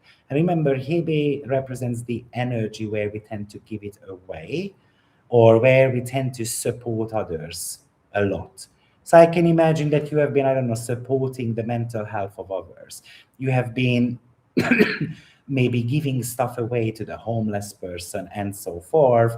Maybe you feel this strong pull to kind of hold space, uh, kind of like for like helping others, kind of like anonymous and like what's the word I'm looking for?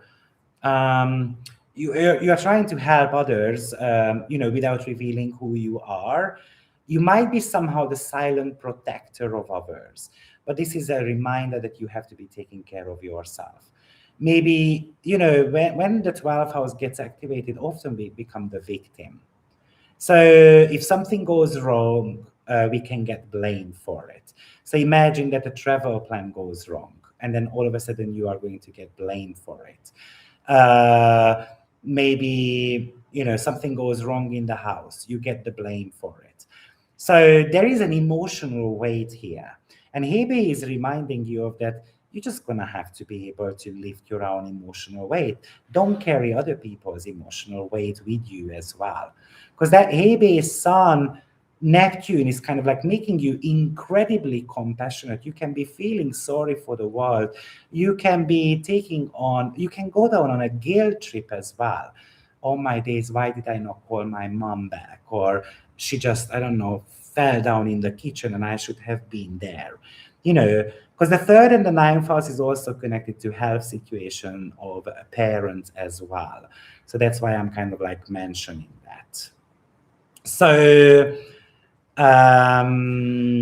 but we are kind of, with that Sun and Neptune square, I'm also wondering if you have lost a bit of faith. That could indicate that you have to restore the faith in your life. It's kind of like, what's the point of doing this? Is this all an illusion? Or maybe you have been trusting something quite significantly, and then unfortunately it's not going to play out the way you want it. The Sun and North Node is actually telling you that there is something better out there. Don't beat yourself up because something didn't necessarily work out in your life. And maybe this is connected to finances, of course, with the South Node in the second house and North Node in the eighth house.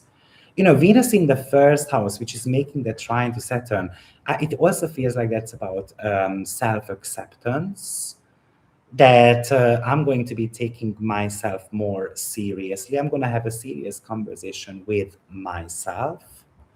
I'm going to be telling myself that I'm talented, regardless of what others are telling me, what opinions others have over me. I'm talented, I'm beautiful, I'm worthy. I deserve, to have fun. I deserve to study. I deserve to earn money. So somehow it feels like that this is a week when you are lifting up some subconscious blockages in your life. Maybe it's about you establishing yourself as an authority. I'm allowed to be seen. I mean, imagine that you go on holiday, Leo, with your husband, Juno in the 10th house, sorry, 7th house, and then people are looking at you. And then obviously Pluto is in your 7th house as well, so the partner gets jealous. And then Venus says, you know what, I haven't done anything wrong. Why are you blaming for that? And that would be the Sun and Neptune square. So I'm allowed to be seen because I have worked on myself for a long time. Palasatini and Vesta conjunction really tells me that you are focusing on giving your message to others, that you are focusing on, what, it's enough. I have to be able to give my unsolicited opinion about something, even if I hurt the feelings of others. Or simply it tells me that you are ready to pick up new skills. You are ready to study something. And I'm so focused that I kind of like switching on the do not disturb mode. And that's the 12th house as well, where you are really focusing on something creative behind the scenes. The moon goes out of bound this week as well in your 5th house, which is the house of fun. So it really feels like that you are going to be experiencing some fun. You are going to maybe rock the bed sheets a little bit as well. Feel free to do something. Allow yourself to be the unapologetic version of yourself. Allow yourself to be wild. Allow yourself to be free. That's the message here. Okay, Leo. Follow-up question. We talked about out of bound and Uranian vibes. What if Mars is out of bound and someone gets swiftly married to an ex from years ago? Uranus works in 7-8 year cycles. How long is Mars? Mars cycles are 2 years. So Mars and Uranus makes a conjunction approximately every 26 months or so. But Mars is not necessarily a relationship planet. So getting married with out of bound Mars it depends where Mars is. But if Mars is, out of bound, I can imagine that the relationship kind of starts with huge passion, but then kind of it fizzles out later on. So that could be, the passion kind of dies off. And maybe the couple is kind of like hungry for excitement all the time, to rediscover their sexuality, to introduce something new in the relationship, to be able to, have excitement in life. And then once it's not there, then an out of bound Mars can cause someone cheat on or, look aside and so forth. But again, it's better to have a look at the marriage chart. Where does that Mars fall in that marriage chart? When they sign the wedding contract and so forth. Got to run. Take care. Natal has Mars. Okay, so let's take just a couple of minutes break because I've been talking for almost 2 hours. And then I'm gonna get back to you. I think I'm trying to put the, how is it called? This ads on, and apparently it's inserted. So let's see. I'll be back in 2 minutes, guys. I don't know if you are seeing an ad, but hopefully you do.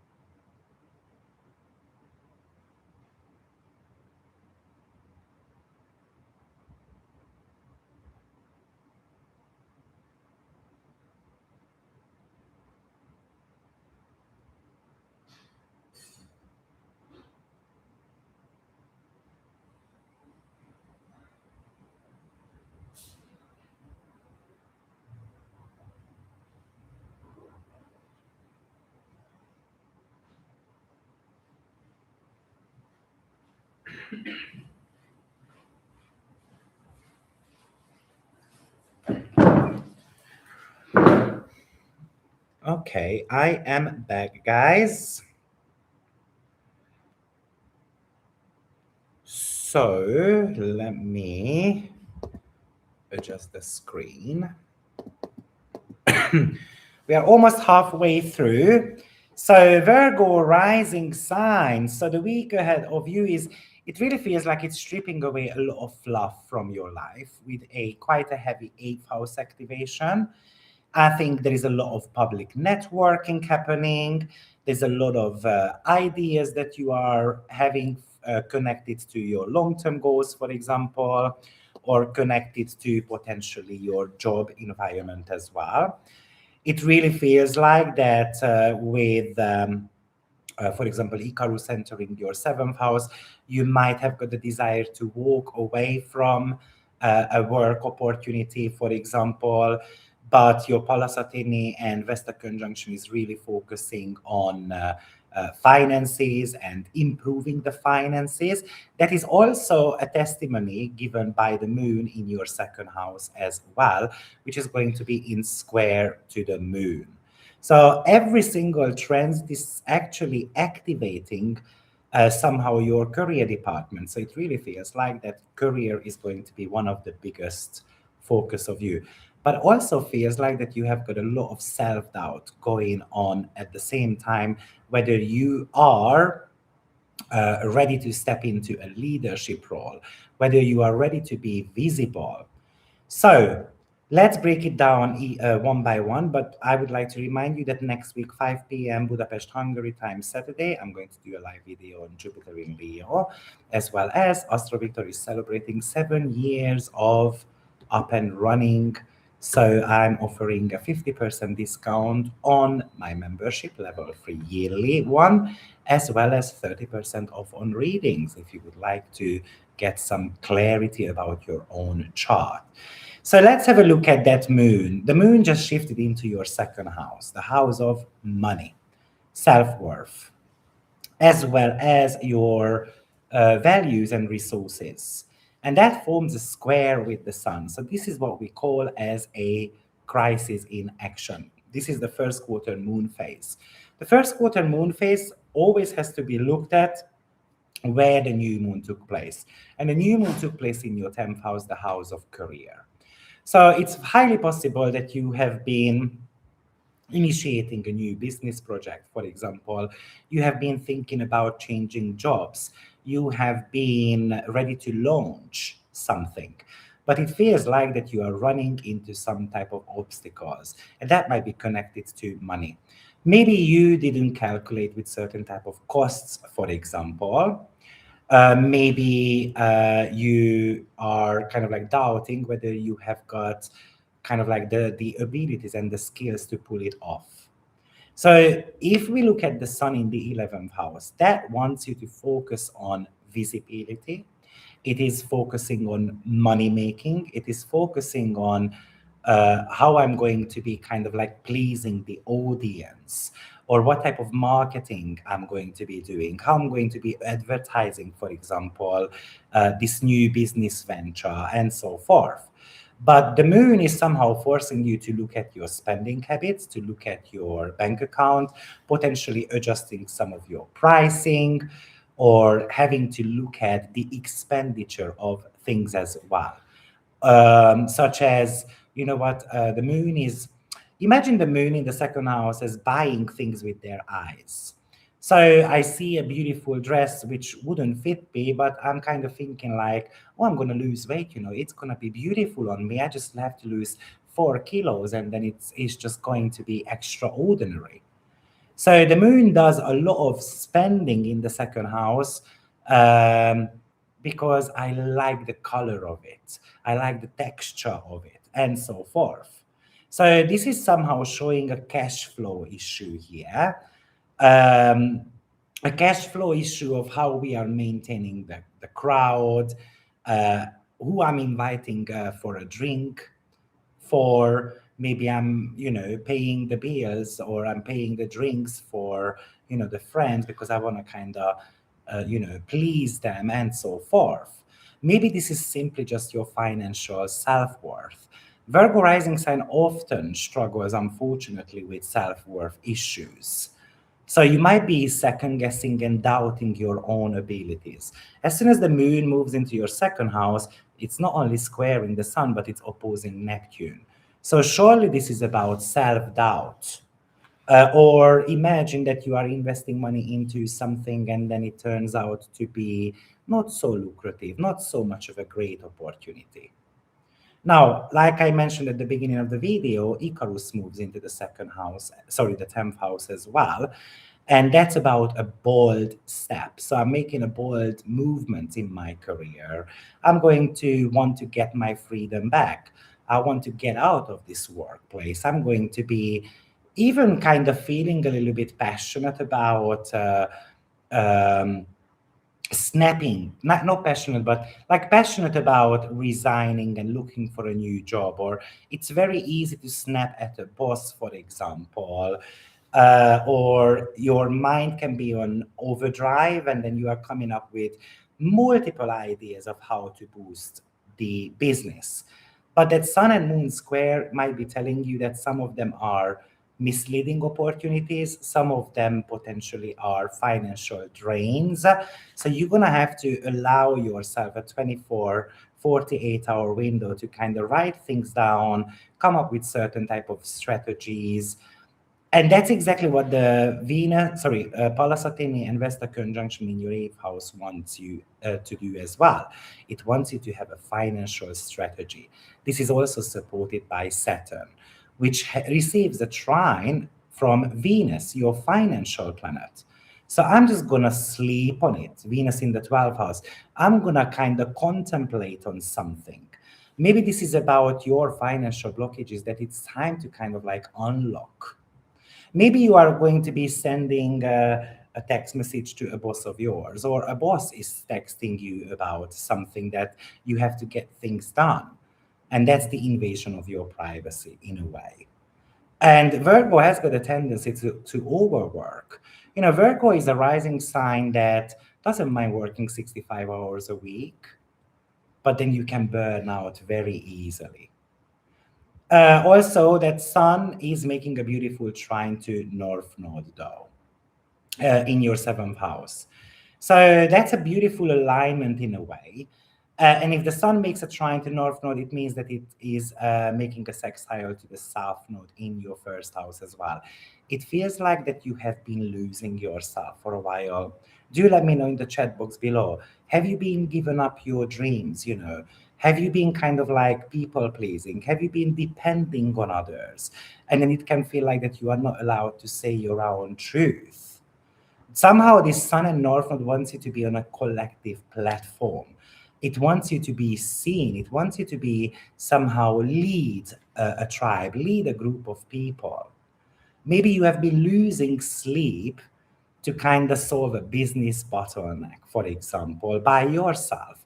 This is asking you, what if you ask for help? What if you accept help from others? What if you stop being or stop wanting to be perfect at all costs? And then you just learn to sometimes make mistakes. You know, it's about you micromanaging your own actions with that sun and south node sextile. Instead of asking for help, instead of aligning with trusted collaborators, for example, trusted friend of yours, or maybe allowing the coworkers to do their job, and I'm just going to follow up and delegate and give constructive criticism, positive feedback, and so forth. Maybe you have not been presenting yourself the way you want to be seen, because again, that people pleasing element. There's a reminder here that you need to be able to kind of stop doing that.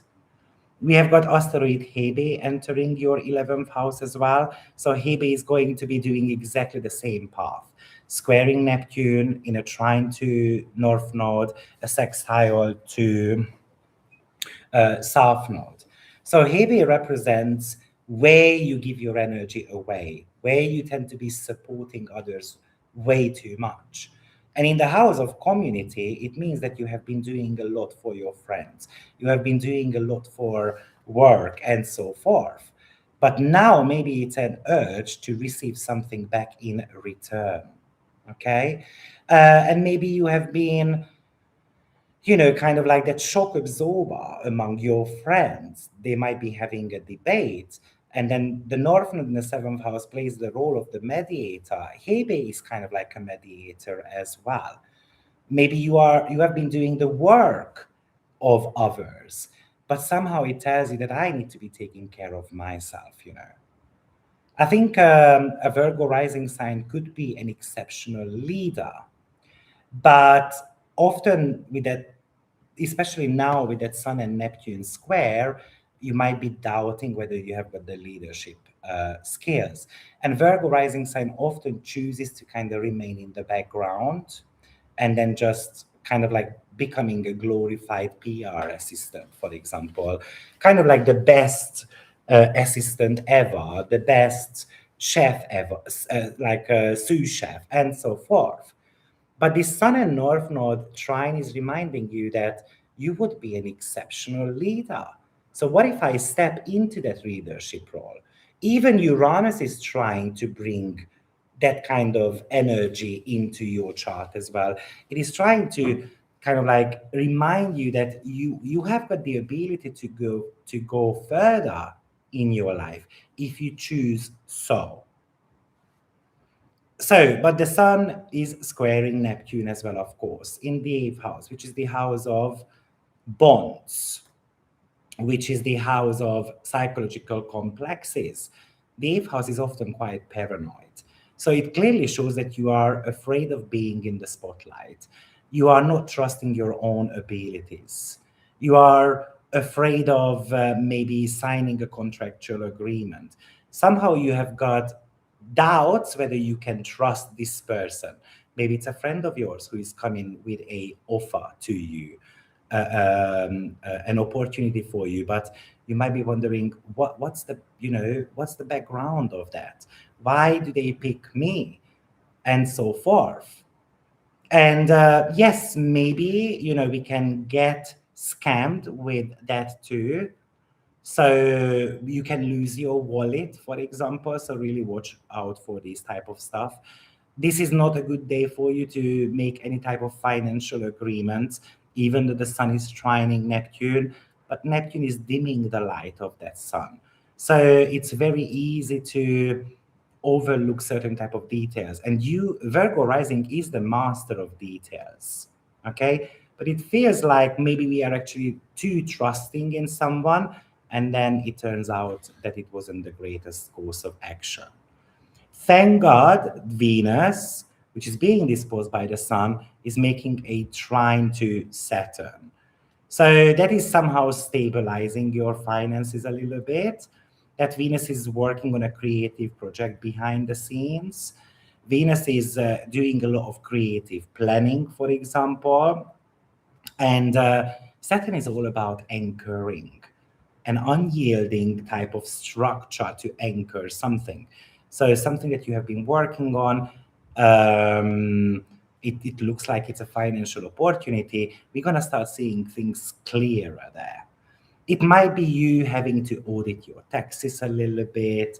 You're going to have to be kind of like having a serious conversation about expenditures with the partner, where we can save money. It's about being real about those finances, or how much I feel supported by my partner, by my coworkers, by my peers, and so forth. We can have all those type of conversations, but it's something to do with financial planning for me, for a Virgo rising sign. And like I mentioned, with that Pallas Athene Vesta conjunction in your eighth house, you seem to be super focused on finances right now. You are coming up with a system. You are putting a system in place that potentially, I tend to call the eighth house as the house of passive income. So it feels like that you might be looking for a second job, or maybe you're experiencing a certain type of issues in your main job, and then you just kind of thinking about, oh, shall I write a book, or what else can I go to a clean someone's house, or all this type of stuff, just to get some extra income in. but it feels like you are kind of like implementing a business system. Maybe you are launching a financial certain type of like a model. You are cleaning up some of the bookkeeping tasks. It's a very practical focus on money, finances, basically on your expenditures. The moon goes out of bound in your fourth house, and then it's going to finish its out of bound period in the fifth house. So that out of bound moon is I want to break out. I want to break out of my home environment. I want to be potentially relocating. I want to be kind of like tying up the loose ends with family members as well. But I don't want to be just locked up at home at the weekend. I want to get out. I want to do something fun. Maybe it's just me walking in the park and so forth. Maybe you are ready to get rid of a massive piece of furniture. Maybe you are ready to go and then buy a piece of furniture, for example.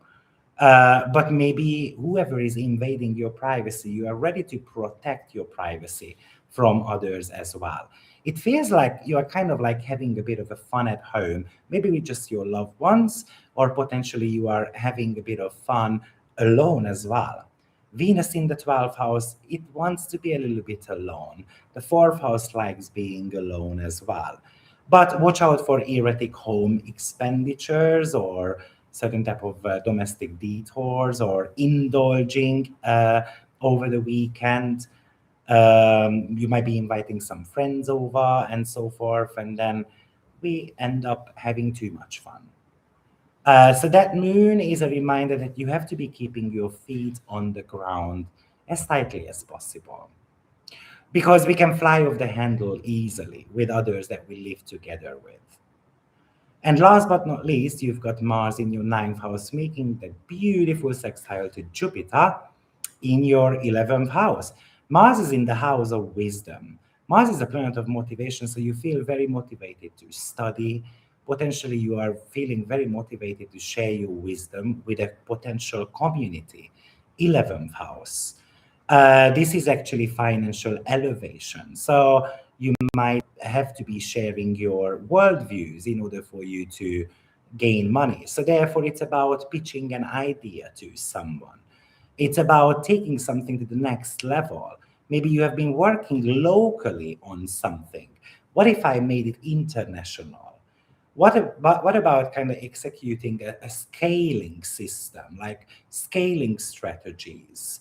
Because Jupiter in the 11th house has always wanted you to reach a wider audience, to make something more global, to kind of stand out in a way. Maybe you're ready to go after a goal of yours that you have been kind of like dreaming about the last 1 year. So, and the moon being out of bound, moon disposes Jupiter, right? And Jupiter disposes the moon as well. So that's a mutual reception between them two of some sort. So what it really feels to me is that maybe you are ready to kind of step into this successful, kind of like visible position. You are feeling motivated to get out of your comfort zone and pursue something that your heart desire kind of like dictates to you.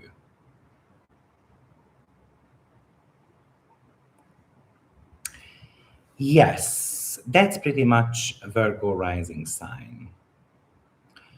Jupiter definitely expanded unrealistic expectations. I fear that we can view its energy on expansiveness, both on positive and negative results. We're going to do that next week. Hello, Spices B. If we do level 1 membership, do we get to select the 5 webinars per month, or are they pre-selected? They are pre-selected.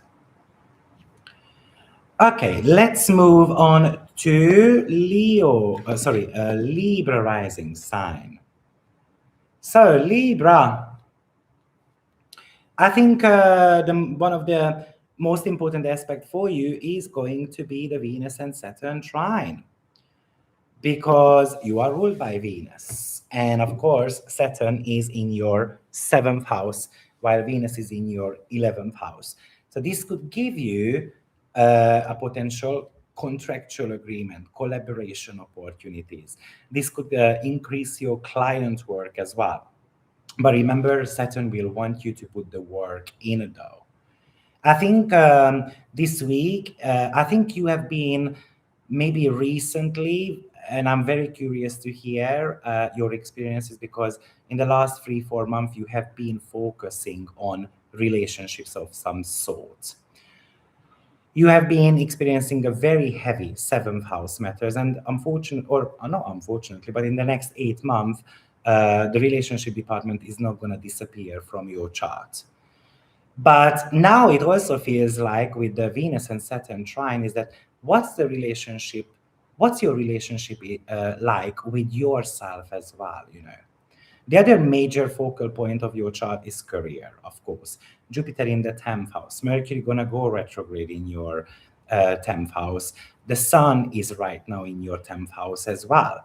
So I'm just really wondering if this is a relationship with your boss, a relationship with audience, a relationship with your client, or maybe you have had hopes, let's say, that something is going to take off career-wise, and unfortunately it hasn't. And then maybe you kind of want to give up on that. You have been feeling sad about it.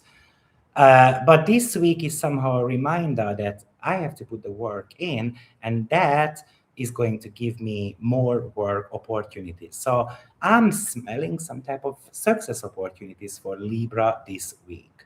But before we dive in, let me make 2 reminders. Next week, Jupiter in Leo. We're going to make a live video on Saturday at 5 p.m. Budapest, Hungary time. So bring your questions. And secondly, AstroViktor is celebrating 7 years of up and running. So I'm giving 50% off on my yearly membership, as well as 30% off on readings. I hope to see you there. So the first stop is on the 22nd of June, when the moon moves into Libra, and that's you, but it's squaring of the sun. And then the moon is opposing Neptune, and the sun is squaring Neptune as well. So we've got a T-square configuration happening in your angular houses. So therefore, it is the week of choices for you, especially for Libra rising sign, who is always hesitating about what type of choices to make. And it feels like you have to be making a professional choice. A choice is, am I going to walk away from this collaboration? Am I going to walk away from this work opportunity? Am I going to give up on that? Or am I going to be investing more time into that? Okay. This is when the moon and the sun are squaring each other, it's all about a crisis, a tension, which requires us to make adjustments in life. So it feels like that there was some type, you launched potentially something connected to career, but it hasn't taken off. And then now I'm having to think about what type of adjustments I have to be making. That sun is wanting you to be visible. Jupiter promised you that you were going to be visible. I'm wondering if you have become visible. That could be one of the questions. And the reason being is because you might have become visible, but you didn't get enough clients out of it. Why is that? Because Jupiter was bang on squaring Saturn in your 7th house pretty much the entire time in the last 4 months. So it might have upsetted us. Now, the sun and moon is inviting you, what if I changed the strategy? So, the sun is focusing on your visibility, on your achievements. There could be a bit of a self-doubt here that I haven't achieved anything just yet. Maybe I'm focused on business growth, for example. But the moon in the first house says that the spotlight should be on me. It is forcing you to step out. It is forcing you to reassess your autonomy. It is forcing you to adjust your branding. It is also forcing you to somehow take care of your personal needs, not just the needs of others. And I'm wondering if you have to be taking care of the needs of your partners, clients, and so forth. And then you started kind of giving up a little bit, like because of the people pleasing side of things. Now that's a Libra trait, right? So it feels like you have been trying to manage your career, maybe a launch, your relationships, and so forth. And then you are being kind of like pulled apart into many directions. Focusing on too many things at once basically doesn't bring you success. So the moon is inviting you to start focusing on learning more about yourself, learning more about your individual presence, learning about how how how approachable you are, for example, when it comes to clients and so forth. I don't know, am I smiling, for example, if I'm speaking on camera, or all this type of stuff. It is asking you to look at your professional ambitions as well. Am I on the right path, and so forth. And you might be getting mixed messages from others. You get love from one, and then you get mixed messages from others. Icarus enters your ninth house as well, and the ninth house is your global scaling, as well as publishing, as well as public philosophies or higher learning and wisdom. And Icarus, it kind of shows to me that we are craving for absolute freedom. We are craving to be somewhere else. We are craving to kind of like being able to connect the dots to we want to grow, right? And then the mind is thinking, why am I not in a growth uh, frame? Or I'm thinking so hard, I'm trying to get opinions from others how to grow. Or we are feeling somehow that mental impatience connected to opportunities, like opportunities come and go, and maybe we haven't grabbed onto one of the opportunities because Libra has got a tendency to procrastinate, to hesitate, and so forth. Maybe you feel this desire to kind of launch an educational program, or to sign up on a course, um, or um, or to make even a public statement, and so on. But it says if I want to be making a public statement, I just need to be a little bit careful about that, because the message can be too blunt, for example. The interactions that we might be making are hurting other people's feelings, and so on. Now, the sun trines North Node in your sixth house, which I've already touched base on. But, this is not a time for you to be isolated, surely. This is a time for you to be as visible as possible. So if you're a social media content creator, then this is when you have to be banging those videos out. Because it is that sun is in sextile to the south node as well. And it feels like that while Jupiter has been giving you certain type of visibility, but you have been locked away a little bit with that south node in the 12th house. It feels like that you have been processing the past. You have been working from the shadows. You have been maybe avoiding the hard work or the day-to-day logistics, or you have been depressed, or you have been sad about something. You might not be able to name what you are sad about, basically. But this is a time for you to focus on that career growth. This is also supported by Mars and Jupiter sextile this week as well. Because Mars in your eighth house might be showing that you have been struggling financially. Chiron went into your eighth house as well. So there are financial wounds to be addressed here. And it can feel like that this is my last opportunity to fix those. This is my last time to, I don't know, pay off the debts and stuff like that. Maybe you have been losing a bit of a sleep over, worrying too much about work, or things are not going well. But it feels like that the Sun and North Node trine can give you a breakthrough. Something could be coming out of the blue, and it's all about reaching out to these opportunities. Even Hebe enters your 10th house as well, which is telling you, and making a conjunction to the sun, which is telling you that you have to be in service to your own career rather than helping other people's businesses to grow in a way. So this is about you stepping into that kind of like leadership role, because the sun in the 10th house wants to be a leader of some sort, and it doesn't want you to give the power away to others. And Hebe says, you know what, I'm going to be, providing a professional service to others.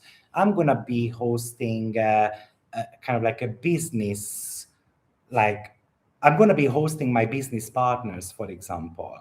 But it's my party. I'm going to be hosting that. And it's about going to be caring for my business in the next 3 months. So it really feels like that in the next 3 months, you are going to be working extremely hard. Not just because of Hebe, but the Sun and North Node trine as well. And of course, remember, this is a solstice season, and the solstice lasts for a minimum of 3 months. I think, if you are in a corporate world, this could actually indicate such things for you, that you are solving other people's problems. And in a way, you have to stop doing that.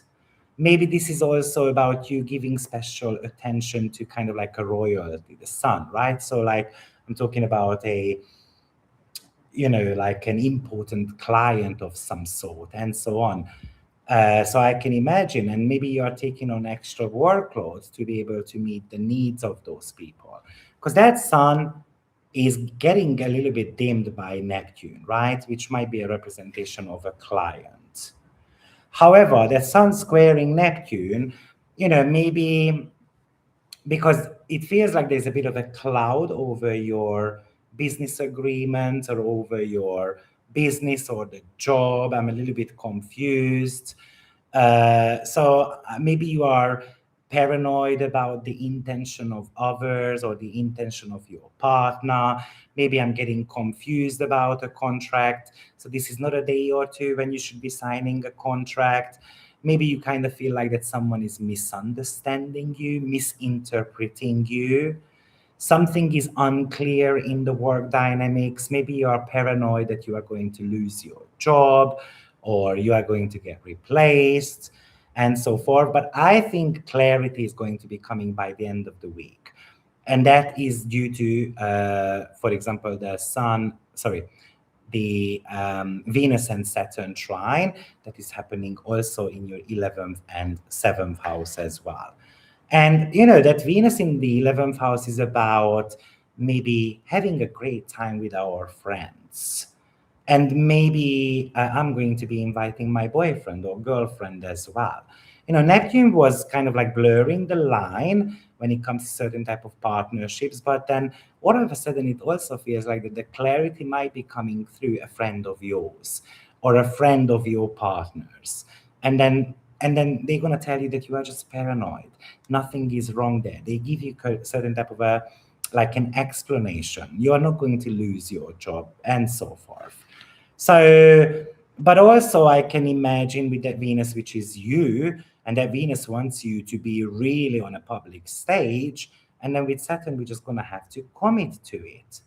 Maybe you just need a bit of a nagging, maybe you need to get the green light for your partners, from your audience, from your clients, that you are worthy for all these. This is brilliant for networking as well. But it really feels like that you have got relationship anxieties, and then the Venus Saturn trine is trying to kind of like dissolve that a little bit. Even Paula Sattini and Vesta is super focused on partnership. So maybe you are going to be very focused. I'm going to get more clients. I'm going to sort out my relationship issues. I'm going to focus to build, visibility. It's a razor sharp type of tunnel vision, focusing on client onboarding, websites, and that emotional doubt that you've got seems to be by the weekend kind of like disappearing because you have got more clarity. I'm just going to be focusing on how to solve the problems rather than just focusing on my own doubts and so forth. And then we've got the moon going out of bound this week as well, and the moon goes out of bound in your third house. So it's kind of like certain type of extraordinary conversations that we are about to be having. Remember that moon rules your 10th house as well, so that's your career planet. So you can have that really crazy idea that could be coming to your mind, and maybe you just need to be riding on that crazy idea. Why not? Maybe maybe when once moon goes into the sign of Capricorn, then you are ready to crystallize it, you are ready to give form. But it can be such a crazy idea that you're gonna have to kind of take it down a notch, you know. um, Also, with that out of bound moon, which is actually forming a grand trine, forming a trine to Venus and forming a trine to Saturn as well. So this might be a conversation with your loved ones in your relationship, how serious it is. And even though it's a grand trine, you might be receiving an answer, or we might be saying something shocking to others, and that could be, questioning the baseline of a relationship. It could get you into some gossips and rumors as well. Venus represents you. The moon is kind of representing your emotional state. So it's very easy to react to a text message. It's very easy to react to something being said to you that kind of like leaves you a bit feeling sour. So that's the story for Libra rising sign. I have been invisible for years now, no posting on socials anymore. I feel very discouraged, like fate is against me, so why bother? Yeah, I'm guessing you've got some Neptune influence going on there as well. But the lesson of a Libra in the upcoming years is about allowing yourself to be loved, allowing yourself to be visible.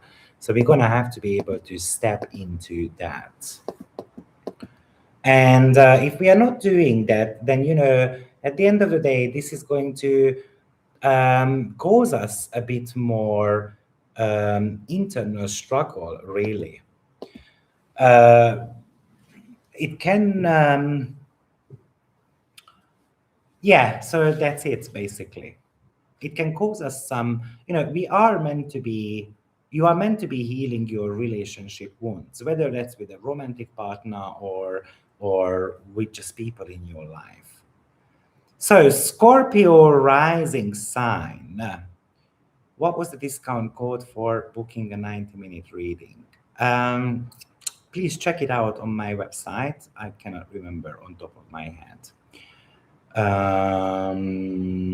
Yes, but I believe it was sent out on email, so I can check it a little bit later on.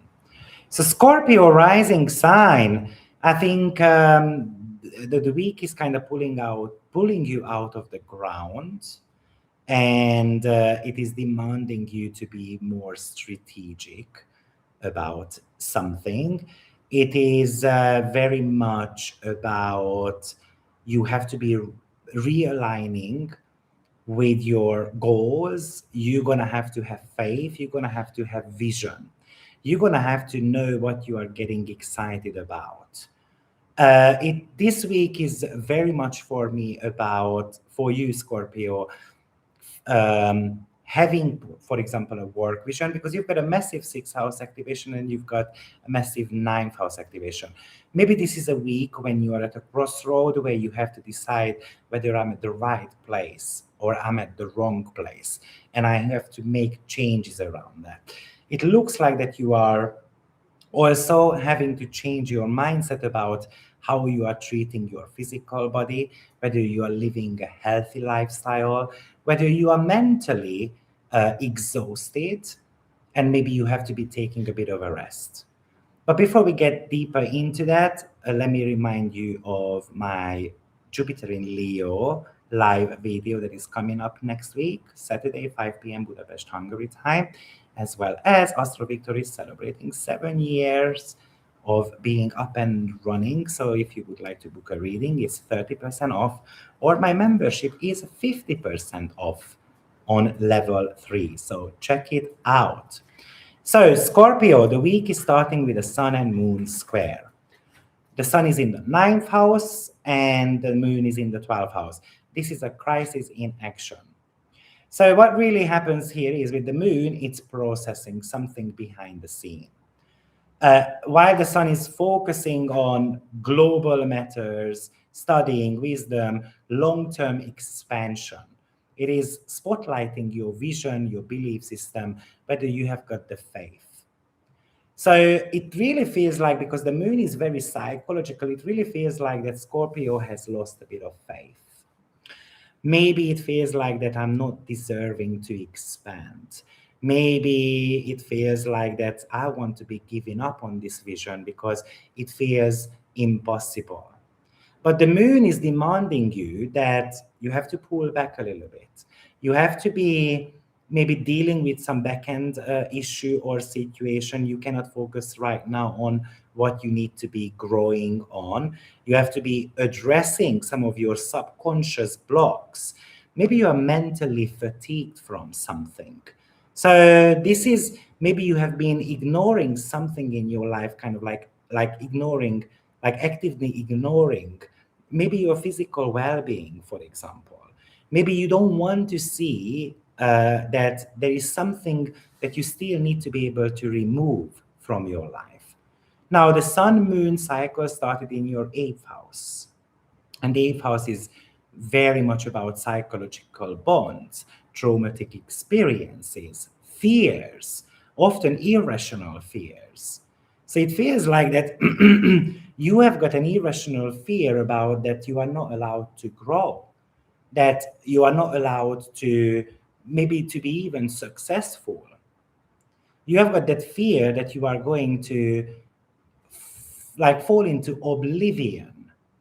And that's not true. This is something that you have to rewrite here. You are meant to be rewriting your narratives, your scripts, your mindset. But you're going to have to sleep a little bit on it. You're going to have to figure out what it is. You're going to have to do a bit of a research. And it feels like that the last 6 months or so, you have been doing a lot of research about these things already. Maybe you have been experiencing some vitality issues. You have been having a very heavy 6th house going on, and maybe you have been overworking, maybe you have been having inflammations in your body, maybe you have lost your mojo and then you cannot hit the gym. You feel like, I've been hitting the gym for the last 4 months and I don't see any type of changes. So what's the point in me going to the gym? And somehow this is telling you that you have to have faith, you have to be consistent about it.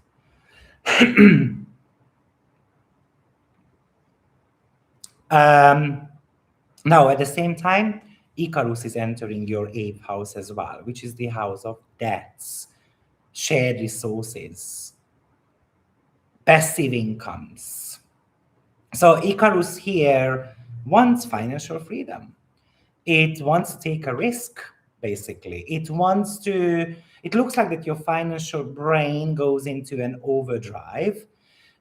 So you seem to be focusing a lot on finances. You might want to make a risky investment. Maybe that's a technological piece, for example.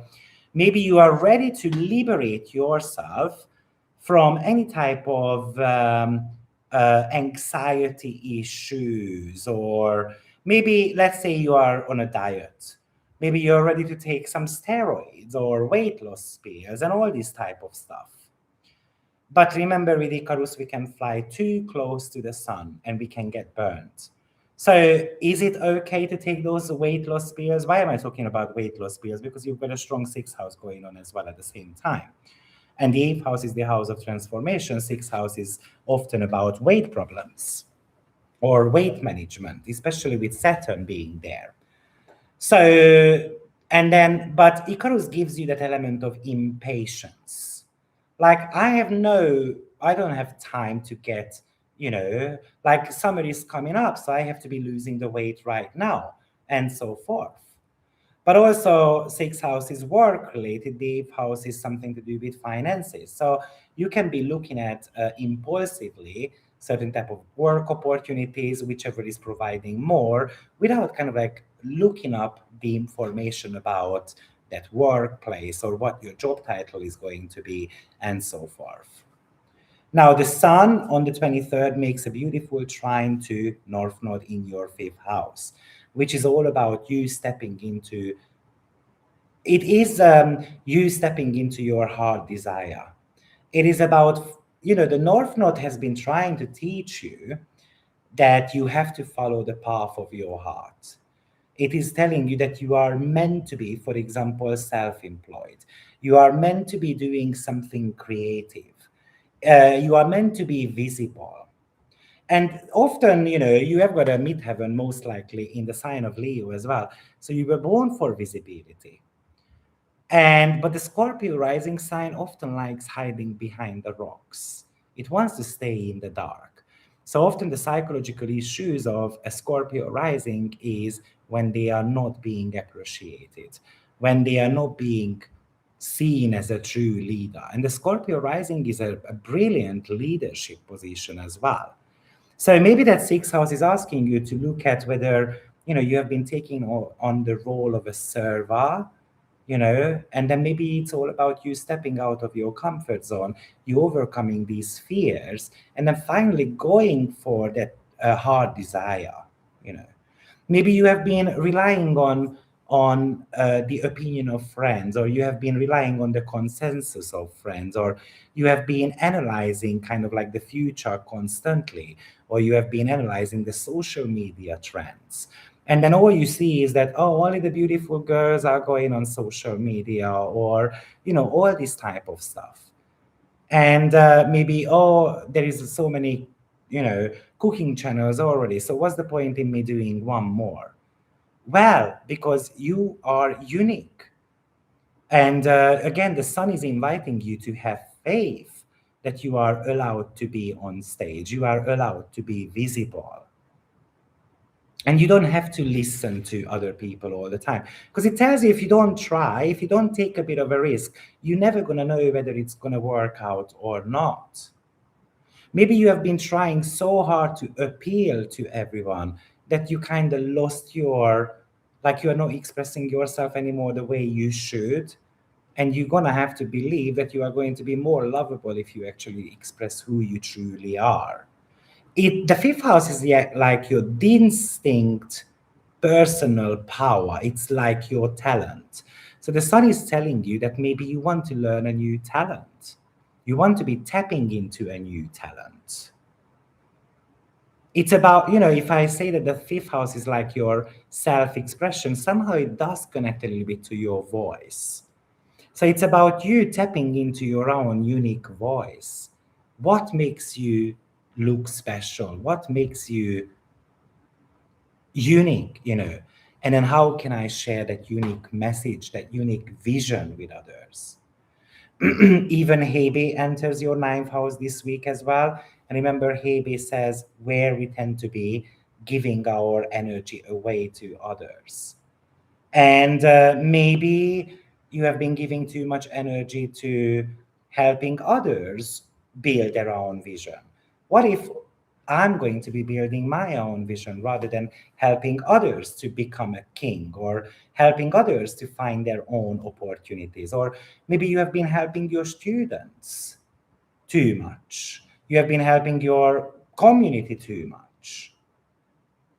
Maybe you are at university and then you kind of become that shock absorber at university. You are kind of like the bridge between students and teachers of some sort. So it is a reminder that you have to kind of stop doing that a little bit. You have to take care of yourself. And maybe you want to be feeding your mind. You need to be allowing yourself to study, to expand your horizon. Maybe this is about you wanting to go abroad, relocating, or just traveling somewhere, so that you can finally switch off a little bit. Maybe the moon in the 12th house wants you to send to a retreat. Again, the 12th house is very much about recharging.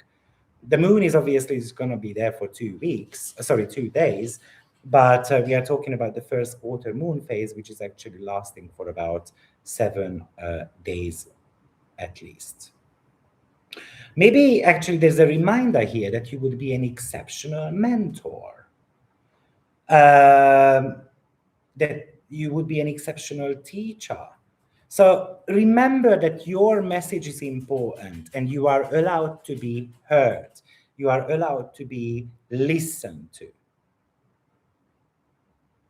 Now, the Sun squares Neptune as well. So obviously that's a bit of a problem there because something is draining you physically. And it looks like that your way of thinking is draining you physically. Or maybe you are in an exam mode and then, the exam is somehow draining you and you are losing sleep over that. But it feels like that you are just you might feel like that you are just spinning the wheels somehow, just working and then sleeping. And what's the point in just waking up in the morning, working, and then going home, sleep? Maybe I'm attending my daily chores. So again, that Neptune is kind of asking you wrongly to give up hope. But the sun is telling you, the sun and north node trine is telling you that no, hope is there. You're just going to have to be able to, find your own vision. You have to look forward to something. Now, the Saturn in your sixth house is receiving a beautiful trine from Venus in the 10th house. So that might be talking to us about a work opportunity. That might be about you implementing a system in place. So imagine that you haven't been able to hit the gym because you have been busy. This is saying that, you know what, my physical body is important. I'm going to be, taking care of myself more. I'm going to be scheduling, that downtime, that, stuff like that. Or maybe you are ready to kind of bring a system into your workplace to make something more functional, to kind of optimize your time. So it's really much about time management.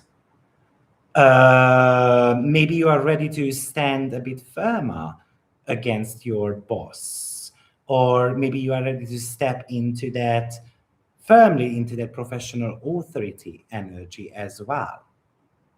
Maybe it's about you starting to get real about your career, and I'm ready to roll up the sleeves and I'm ready to turn things around.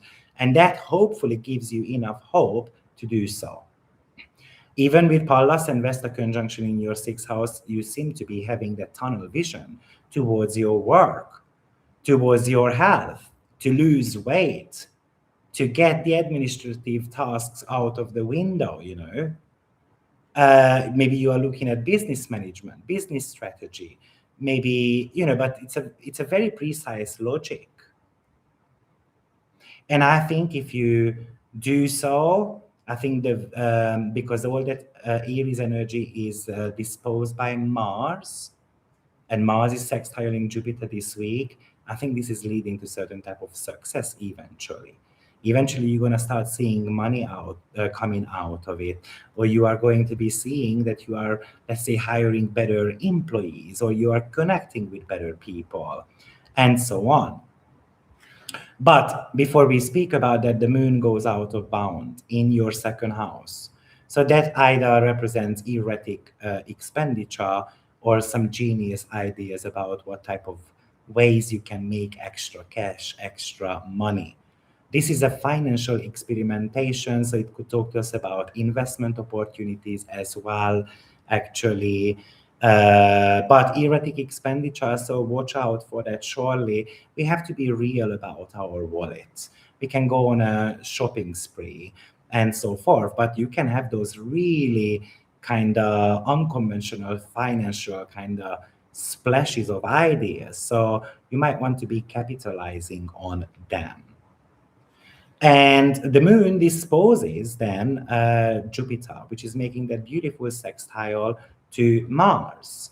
So I'm just wondering if that is giving you the opportunity, for example, to secure a financial contract, maybe with a global company. Or I can imagine Mars rules you. and Mars rules your physical department. So you start seeing the light at the end of the tunnel, and maybe certain type of a healing journey is starting. Maybe you have been having certain type of a sickness, for example, and finally you find the doctor who gives you the hope, or finally you find that trainer who understands that, I don't know, you cannot live on 1000 calories because your body is put together in a different way. So there is somehow that luck of meeting a guru, meeting a kind of like a teacher archetype who is going to be able to shed light on your life. So that's Scorpio rising sign. Oh, thank you very much for booking a reading with me. See you then shortly. Okay, so we are moving on to Sagittarius rising. Oh my days, we've been on for 3 hours now. So when we need, I guess, at least 40 minutes more to get through all 4 signs. So Sagittarius rising sign. Yes, I'm having my drink here. The most important houses in your chart is the 5th and the 8th house. So Sagittarius, it really feels like that this week for you is going to be about having to look at your romantic blocks, having to look at your creative blocks, having to potentially look at your financial blocks as well, or even intimacy blocks as well. Like, are you allowing yourself to have fun? Are you allowing yourself to build a romantic connection with someone? This week is all about 5, 7, and 8 houses for you. These are all very connected to romanticism.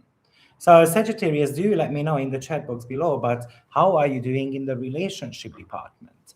You know, are you allowing yourself to have fun?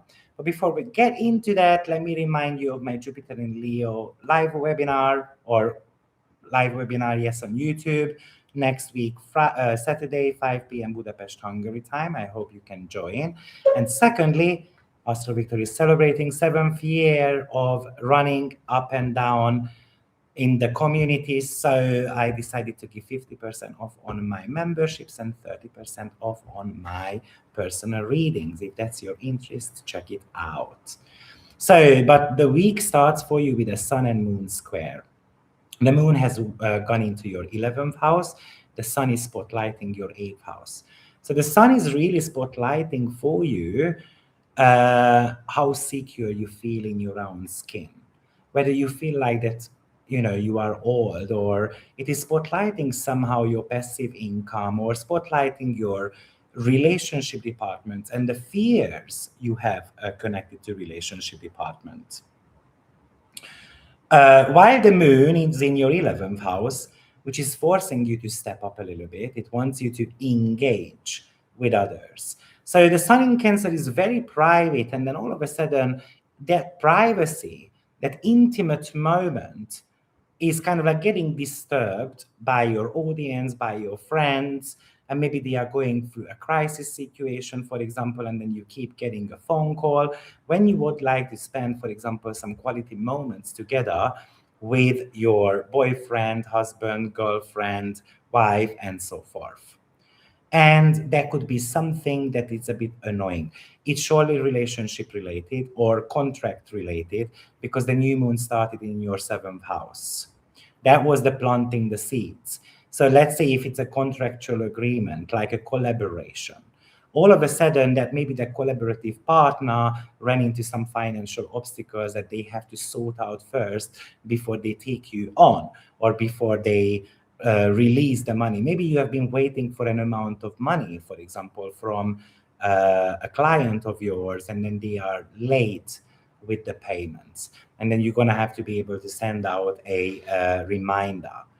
You know, maybe that sun in the 8th house is just kind of like doing a bit of a financial back-end type of stuff behind the scenes. Or maybe, you know, we are doing taxation, or maybe we are dealing with some inheritance matters. And at the same time, the moon wants you to show up to others. So Now, the moon, of course, is the ruler of your eighth house, right? So that's a financial planet. Maybe this is a time when a friend of yours is going to ask you to lend them money, for example. But you can have doubts. The sun is not just squaring the moon, but it's squaring Neptune as well. And maybe you know that they want money for the party, but can you actually say no to them? Are you able to draw some boundaries? Now at the same time, Icarus is entering your seventh house as well this week, which might be showing that you want to walk out of a relationship, or maybe you want to kind of break a contractual agreement because you are getting tired of, let's say, the client not paying on time. Maybe you want to take a risk and then jump into a relationship without necessarily knowing much about the person, but you kind of feel that mental connection. This is an irrational brain when it comes to contracts, legal matters, as well as relationship things. So this might be that the partner is acting out, acting in a weird way. Uh, Maybe if you have been renting out a property of yours, maybe this is going to be someone who is complaining about the property or want to break the contractual agreement. Because as soon as Icarus moves into the seventh house, it makes a conjunction to Uranus, and both of them are squaring the nodes. Okay? Maybe you feel like that your partner is being impatient with you, and then they don't listen to you, and you cannot have a conversation with them, or you are talking to them and then they walk out of the room and so forth. So let's just watch out for what we say to our partners, because this could indicate a bit of an argument. This is going to be even more emphasized once Mars moves into the seventh house as well. Now, like I said, the sun is squaring Neptune, being squared by the moon, but it makes a trine to the north node as well. And therefore, it makes a trine to south node too. The north node has been teaching you or trying to tell you that how important it is to feel good in your own skin, how important it is to reconnect with your loved ones, to spend some time at home, to kind of create peace in your home environment, to build on a solid foundation. And this is getting spotlighted for you. But also how important it is to forgive to someone, for example, or how important it is to sometimes walk away from the past so that it doesn't affect your present much. But maybe you have been overworking. Maybe your business hasn't been going too well with the South Node in the 10th house. Maybe you have been worried about your status, what you have achieved so far. Potentially, let's say if you have got your own business, potentially your business started going not necessarily bad, but maybe the numbers are not as impressive as they used to be. And then you have been worried about it. But it might be telling you that you haven't worked on the foundation of things. Maybe you have to be going back to the basics and then looking at whether we do something that we used to do, or simply you know it's a work and life balance, and it feels like that one has been overpowered while the other one is a little bit more ignored. So you seem to be managing a lot of work related matters, but you have to be securing the roots. It simply can tell you that you have to go back to your roots, as in work roots, or yeah, work roots, for example.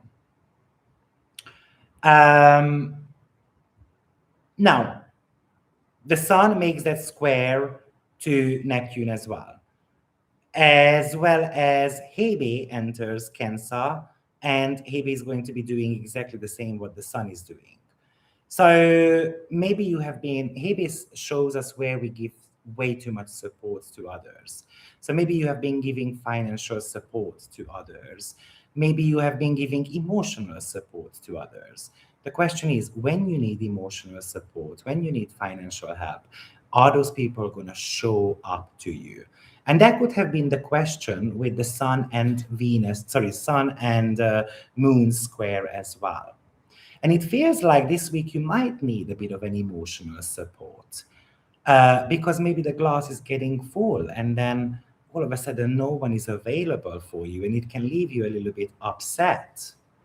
But at the same time, maybe, you are kind of like doing all this psychological counseling to others. People are showing up to you because they need advice from you. And often a Sagittarius rising sign is actually super good at giving advice to others because you can see the bigger picture. While others might be just seeing the small details, you actually can see what is happening, you know, kind of globally, or what is happening not just with you but with others as well. So, but also it can feel like that I owe you something because Hebe in the eighth house can represent emotional debt. So, oh, I owe this. This is the last time I'm going to help them because I owe them. Is it going to be really the last time? So there is a reminder here that you have to be taking care of yourself and you have to do something out of pure heart. And that's Neptune in the fifth house. If it's not pure, it's more because it's obligatory, then maybe don't do it. Don't force yourself to do that. Now, the Sun with squaring Neptune, that could indicate that Neptune is kind of like, in the fifth house is that I have a vision about a creative project. But the Sun in the eighth house is very focused on money. So do we have the money for it? Can we afford going on a holiday? Something is draining your creative project, it feels like. So this is a day for you to look at business offers. Something, if it looks too good to be true, be a little bit suspicious about it. Or maybe you have been creating something and then you feel like that you have missed the creative marks there. Remember, this is just a temporary Neptunian illusion. And Neptune represents perfectionism, not just Virgo, but Neptune is also perfectionism as well, because it's very idealistic. So this could be a financial scam potentially. Really watch out for someone calling you from a bank and wanting your PIN number or something like that. It should be ringing an alarm in your head. But also, the fifth house is very risky. So it's like a perception of what risk is. What type of risks do I take? This actually, if you want to get pregnant, this could represent getting pregnant also. So a square can play out in a kind of like positive way as well, especially because Venus is also making a trine to Saturn. So maybe you have been working on a creative project for a long time or a baby project for a long time. And maybe you are ready to put a creative project on a world stage. Maybe you are ready to, the fifth house is business and entrepreneurship. So maybe you have been ready to launch that business.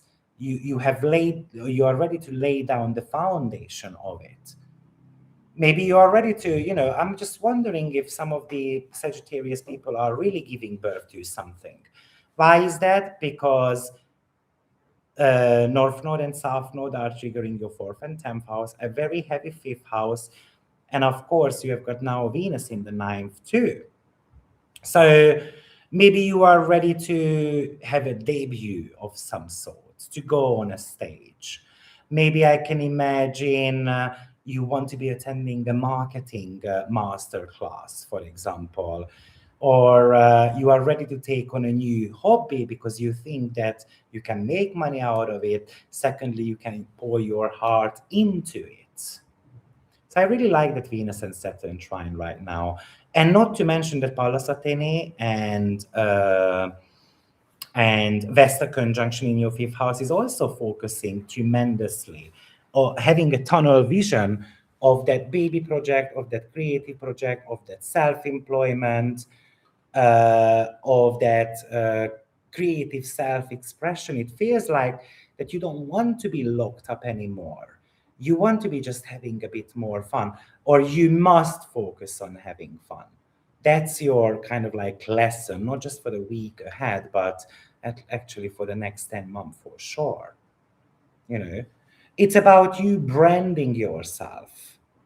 It's about, if you have been having some artistic self-doubt, then let's just focus on the refinement. And finally, let's just walk away from that,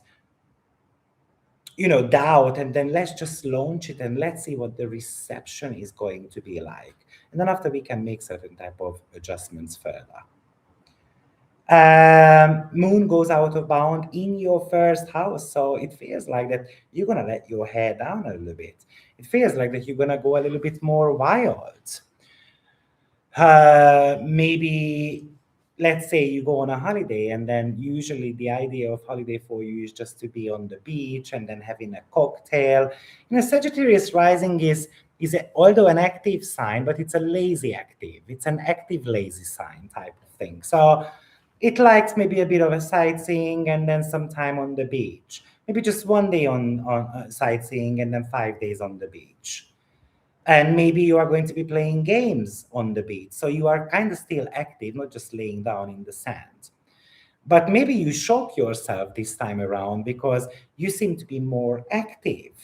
You seem to be actually becoming a little bit more reactive to other people's behavior as well. Remember, Sagittarius is all about moral code. So when something is done that doesn't fit your belief system, then Moon in the first house can react to that. Now, from a medical point of view, it can also indicate some body reaction as well. So just really watch out for what you eat, let's say on a holiday or when you go to a restaurant, or because I'm wondering if with the Moon in the first house, Venus in the ninth house, which loves exotic things, and then you can have a bit of a diarrhea, you can have a bit of a skin reaction and so forth, or you can have a couple of more glasses of wine that you can handle, but also that Moon in your first house really supports your rebranding idea as well. The danger of rebranding or can be something about spending a little bit more money than you anticipated, because the Moon is going to come back into reality, which is your second house. And then we realize, oh my days, that was costing me more money than expected. And remember, you seem to be focusing a lot on money this week. We are closing off the week with Sun and Jupiter sextile. Mars and Jupiter sextile. And Mars is in your sixth house, and Jupiter is you, represents you.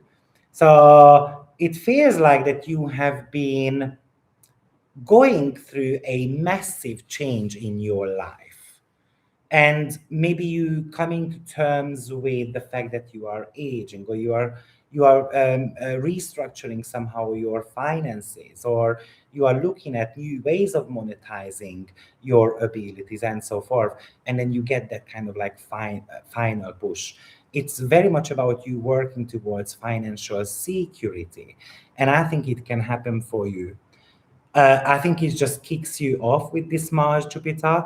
But remember, this year we are going to be experiencing a Jupiter Saturn trine, and Saturn rules your finances, and Jupiter is you. So I feel like you're just gonna have to do a lot of brainstorming, and then financially you might start seeing some better results coming up the rest of the year. So good luck, Sagittarius rising. We have got 3 signs left, but I really need to hit the bathroom, guys. So if you don't mind, let's take a minute break, okay? Because we've been on for, 3 hours. So let me just insert an ad. See you in a minute.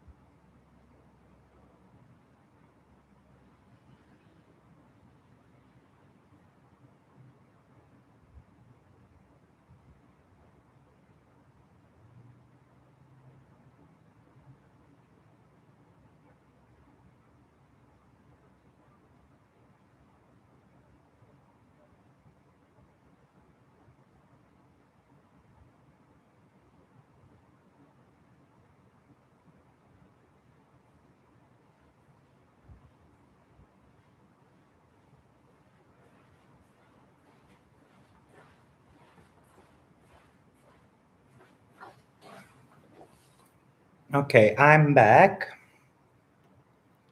So, Capricorn rising sign. The most active part of your chart is going to be the fourth house, seventh house, and a bit of a sixth house. So it means that you are going to be focusing on the foundation of your relationships. Potentially, you are going to be focusing this week on the healthy part of the relationships or the unhealthy um, side of the relationship department. So we can be discussing, for example, with our partner, what works well in this relationship, what doesn't. For example, imagine that your partner brings job home all the time and then it gets frustrating because we cannot spend quality time together. So we are kicking off the week with a first quarter moon phase. The moon enters Libra and it's immediately squaring off the sun, and it's going to be opposing Neptune. And of course, the moon is going to go through all the oppositions in your fourth house. It's a T square. And the T square is landing on your seventh house cusp, which is the house of relationships. So the relationship with people that we live together with, the relationship with the boss, the relationship with family members, and so forth.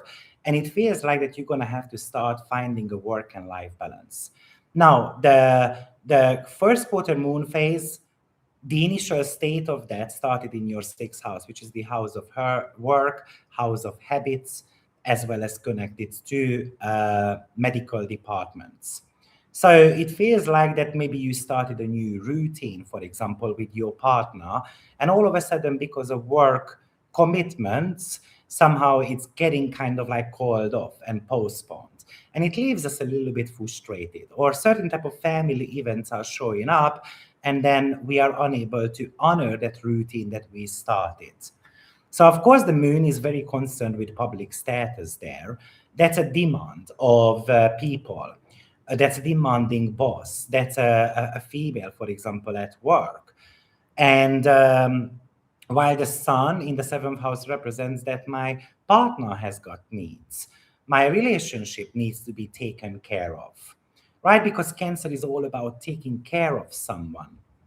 And I don't know how to navigate these.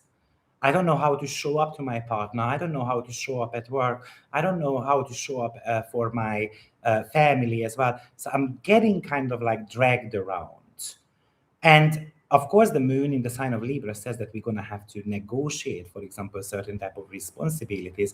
We're going to have to negotiate something at work as well, that, you're going to have to draw certain type of boundaries. Maybe you're trying to maintain a client relationship. Maybe you have been playing on other people's terms, and then you have forgotten about your own terms. So maybe you are ready to kind of do a home business, for example.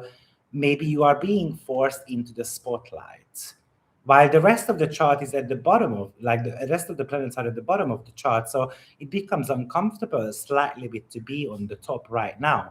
So it doesn't mean that you are a leader, but it can indicate, even though a Capricorn was always born to be a leader, Capricorn is born to overcome the initial challenges in life. Capricorn rising sign often says that, you know what, I cannot be a leader because, I don't know, my father always failed at business endeavors, or my father failed in relationship departments as well. So all these wounds in you, all these early conditionings are getting kind of like, you are getting a reminder that you have to be working on them. You have to heal them, right? Because the new moon happened in your sixth house. So something is coming to forcefully into the spotlight, what you're going to have to start working on.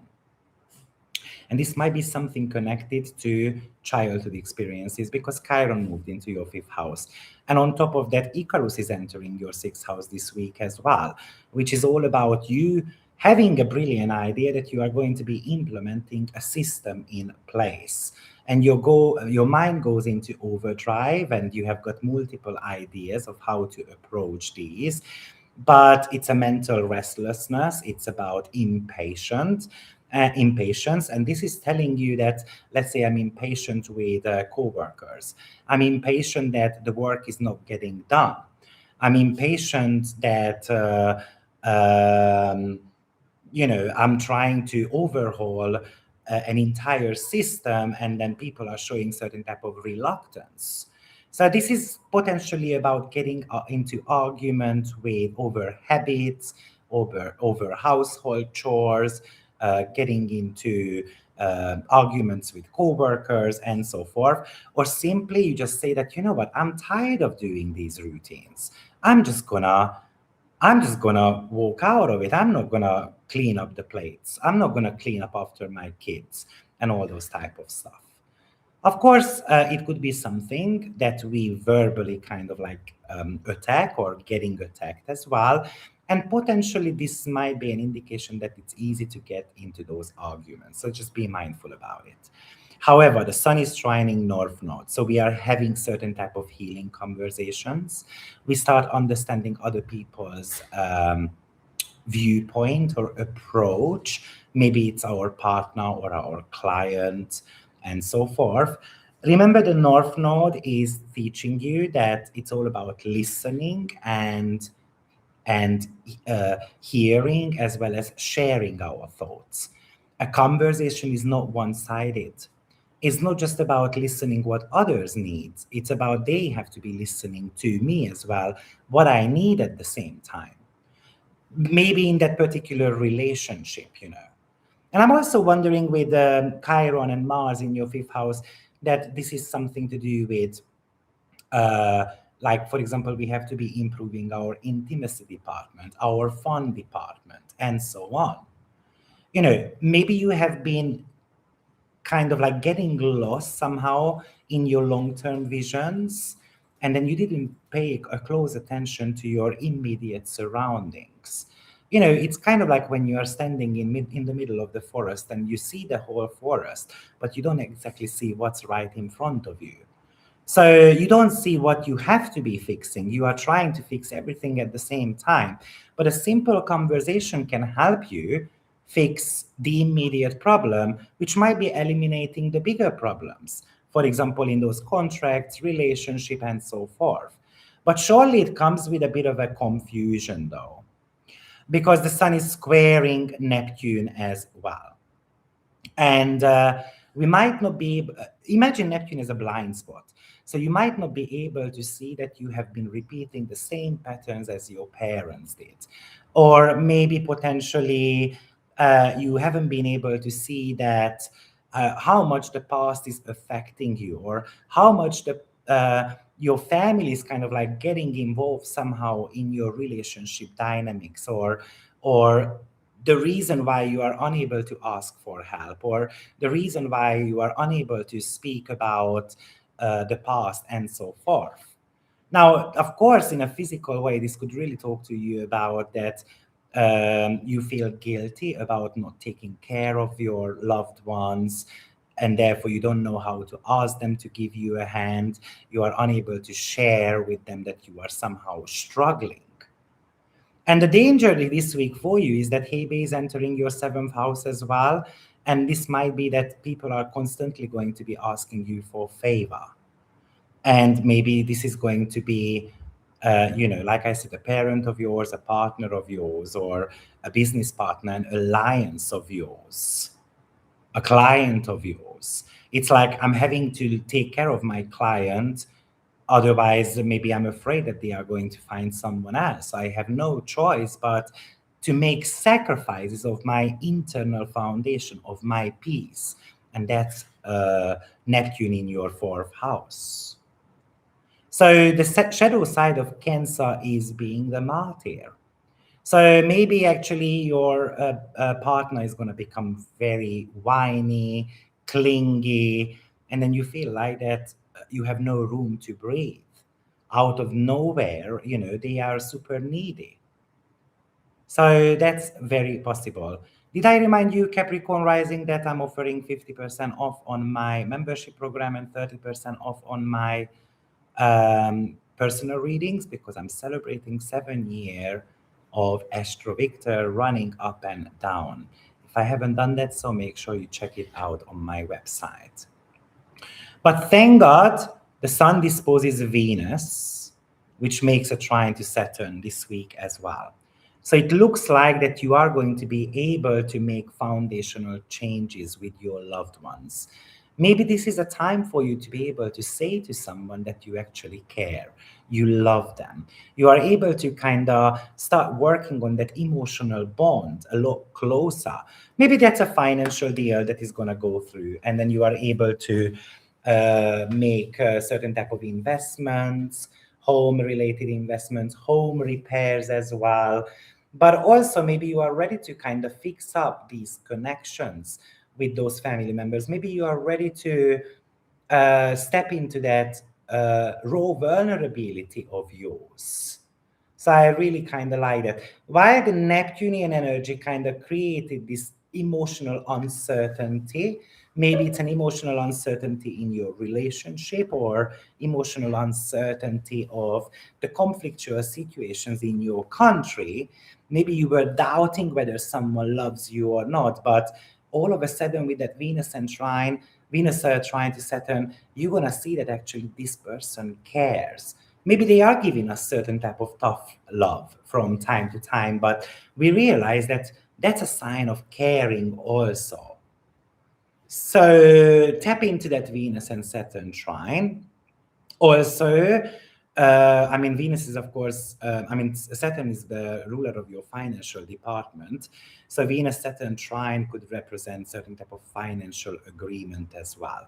Maybe finalizing a rental agreement. Maybe finally you are able to rent out a property of yours, sell the property, or maybe a sales is going to go through, and so on. So I can even imagine such things. Maybe someone unfortunately passed away. And I'm wondering with the seventh house, there might be a grandparent, for example, but maybe the details around that, inheritance and stuff like that, could be finalized also. Or maybe a legal matter is getting finalized, a divorce is getting finalized, and alimony is getting finalized. And maybe it's gonna kind of ease up a little bit and goes better than we expected. But this is somehow for me a financial system that is ready to be implemented of some sort.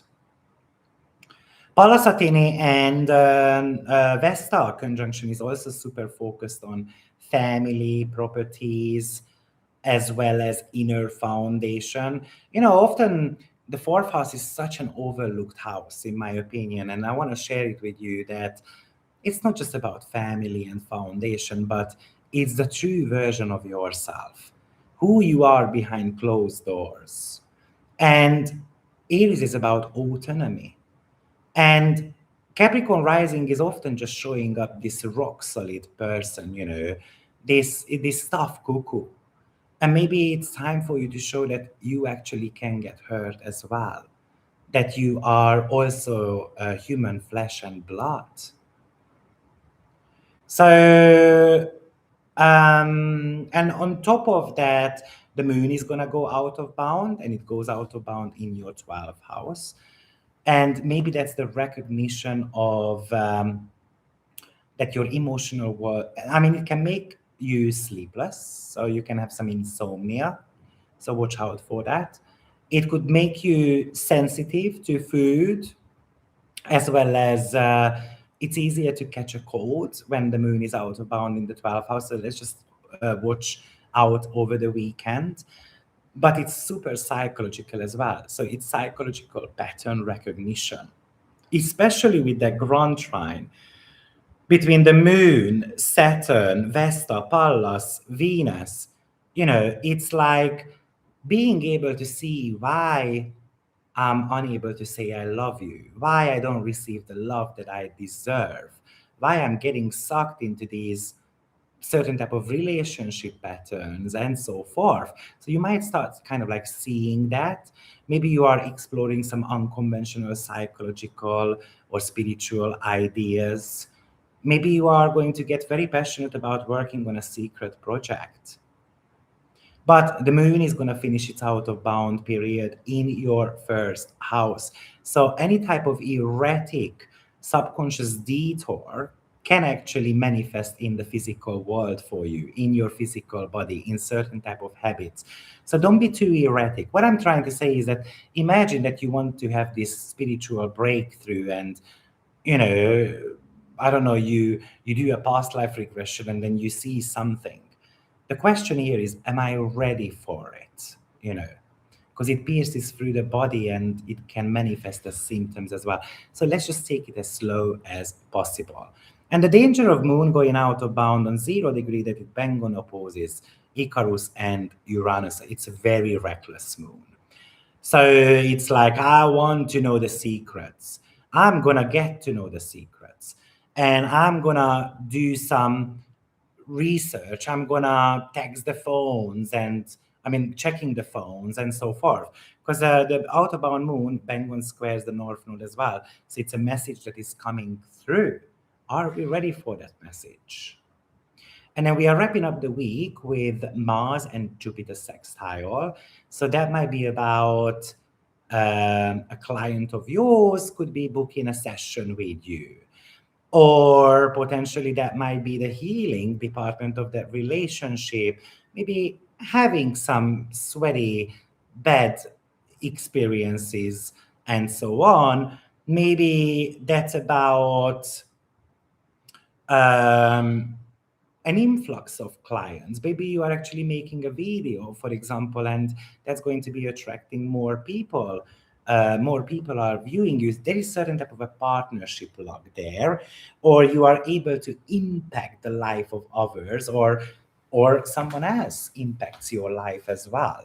Or that might be a key alliance, a collaboration opportunity. It's about the ability to be able to share this, the stage with someone else, which you can be profiting from. Now, let's move on to Aquarius rising sign. So Aquarius rising, I mean, the most important houses in your chart are 3, 6, and a bit of a fifth house as well.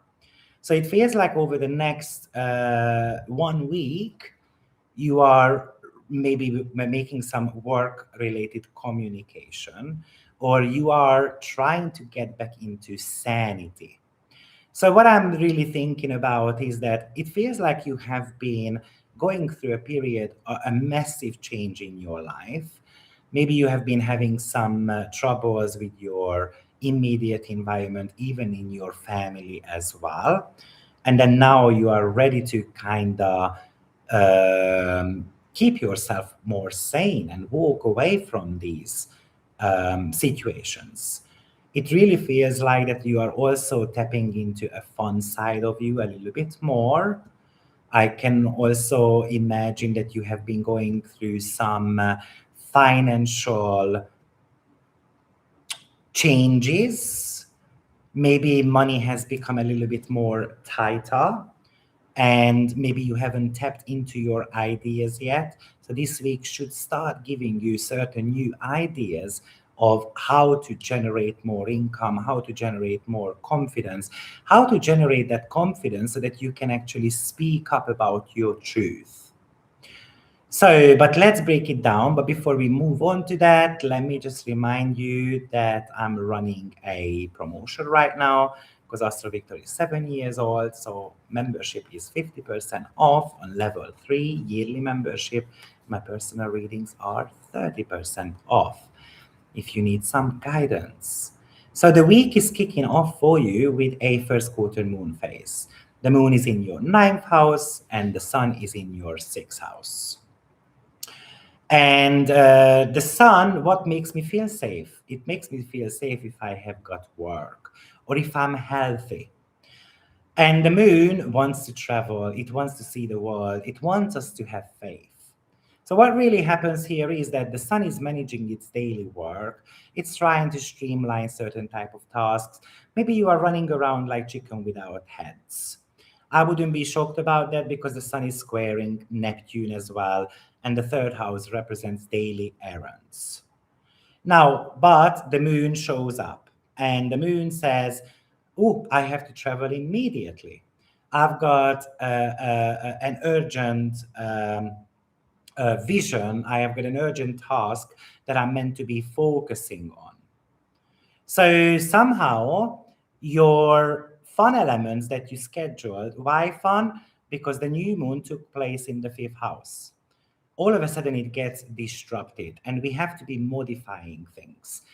Imagine that you are traveling somewhere and then your child promised that they would be looking after your dog, for example. And then all of a sudden the child has got some work commitments and then they cannot look after your dog while you are traveling. So it somehow causes you a bit of a headache. What am I going to do with the dog? Fifth house, children, that's where the new moon started. Sixth house is my responsibilities, and the ninth house is something to do with travel. Or I can imagine that you are receiving a message, for example, or I'm trying to scale a message. I'm trying to share a message of mine, but maybe it meets certain type of reluctance. Why the message is because the moon is in the ninth, but you have got a very strong third house energy going on as well. And the third and the ninth house axis is something to do with messaging. So I can imagine that maybe you are going through a sales of a property, or you are going through a property sales, and then you have to be clearing out the property, or you have to be doing some lot of administrative tasks and so forth. So you're buried in administrative tasks while you have got, let's say, a trip coming up. So, but the sun at the same time is making a trine to North Node, which looks like that it's giving you a financial opportunity. It is giving you to grow your money. It is giving you an opportunity to align with a goal of yours. So you need to be able to tap into that. But you might be trying to micromanage your finances. You might be worried to death in regards to money. Like you might be worried about your child's money, for example. And then you are not necessarily focused on your own. Now, Icarus enters your fifth house this week as well, which is a bit of a reckless energy there. Recklessly, I'm having fun.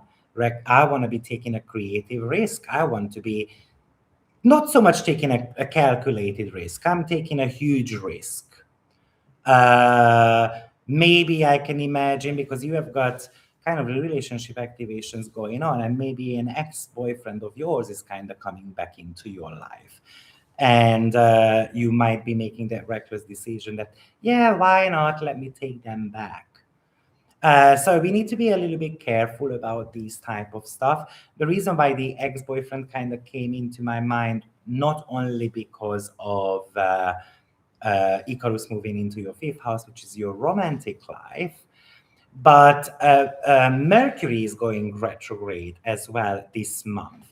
And it's almost reaching Leo, and then it decides to turn around. So therefore, it can kind of show, and Mercury almost makes a conjunction to Jupiter once Jupiter moves into the seventh house, but Mercury decides to go backwards. So that's why I'm kind of thinking about those things. And Mercury is the ruler of your romantic life. And we can make a reckless decision around that. But also, I can imagine that because your creative brain goes into this massive overdrive right now, so it feels like that you are coming up with a lot of projects. You kind of feel like that you can burn the candle from both ends, and you have got a heavy sixth house. So that could burn you out a little bit. That could, if you are overextending yourself and you are not taking care of your physical body, then this week somehow you are getting slowed down as well. So just be mindful about that. Also, like I said, the sun makes the trine to North Node, but a sextile to South Node as well. The danger of South Node is that we are getting bogged down in joint finances or taxes or debts that we've got. And maybe you are worried, how am I going to pay my debts back? Or, oh, the bank is going to take me to foreclosure. Or, oh my days, my husband or wife, just lost their job or stuff like that. or they are not bringing enough money to the table. The question here is, why am I not focusing on my finances, on my talents, on my daily labor that I can generate income from?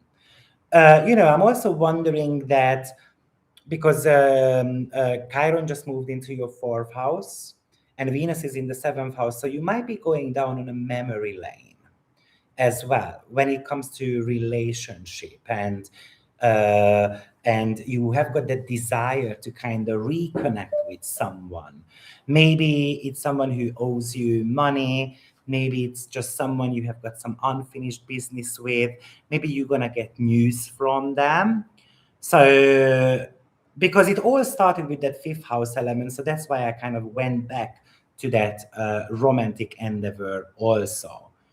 But maybe eighth house is also connected to investments, such as the fifth house. So maybe there are certain type of changes happening in your investment portfolio, and then you have been worrying about that. So the Sun North Node trine again invites you, why are we not looking at other ways of investing, other ways of making income as well? So maybe, so it's kind of losing sleep over your financial stability a little bit. Next up is Sun and Neptune. Oh, Hebe enters Cancer. And then Hebe makes a conjunction to Sun, and then both of them are squaring Neptune.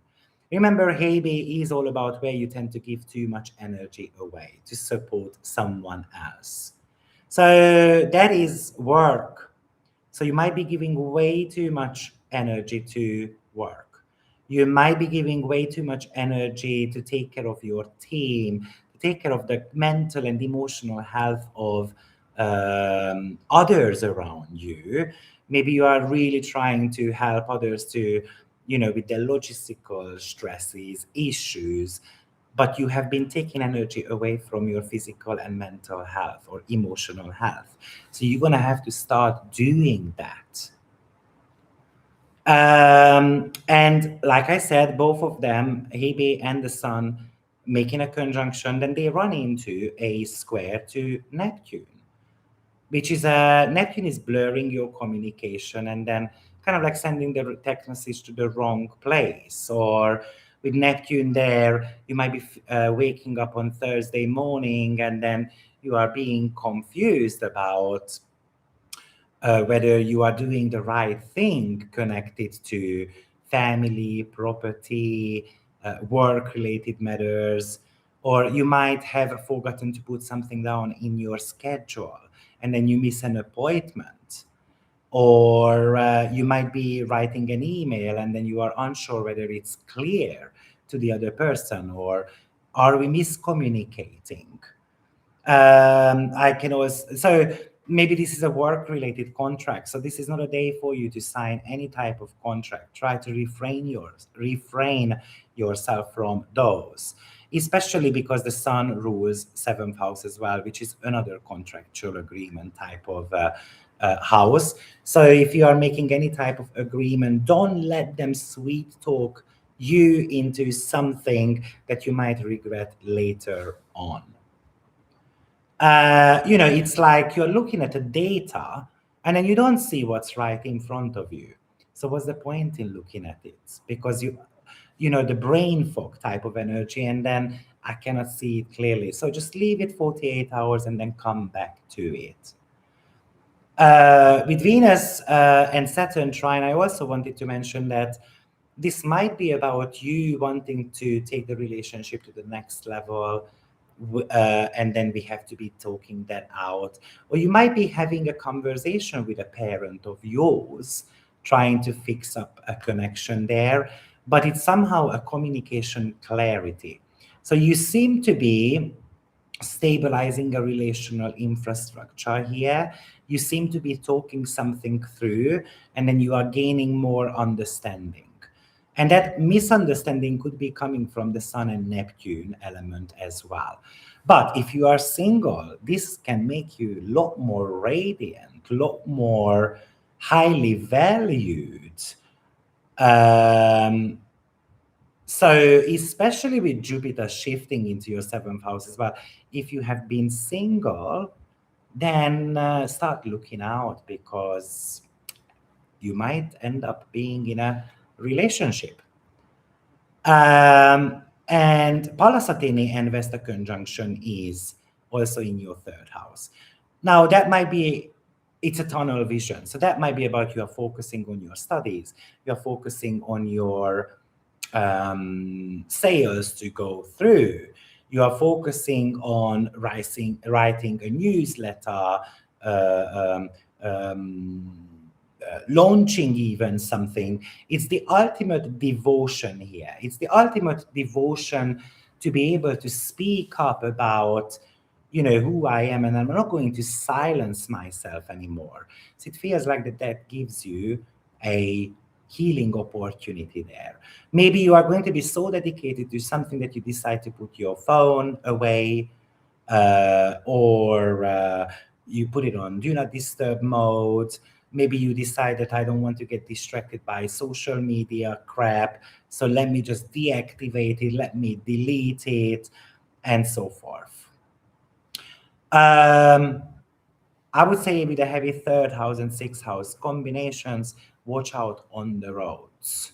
Okay, this could be an accident-prone combination as well, and we definitely don't want that. So then Pallas Athene and Vesta conjunction says that maybe we need to have a thorough look through in our car, what needs to be fixed up, and so forth. The sixth house represents engineers, mechanics, and all those type of service people. So it looks like that you are fixing something up. Maybe it's a car, a bicycle, or something in your home. And last but not least, the moon is going out of bound in your 11th house, the house of friendship, long-term goals, and wishes. So it feels like with moon going out of bound in your 11th house is that you are going to maybe connect with unconventional people.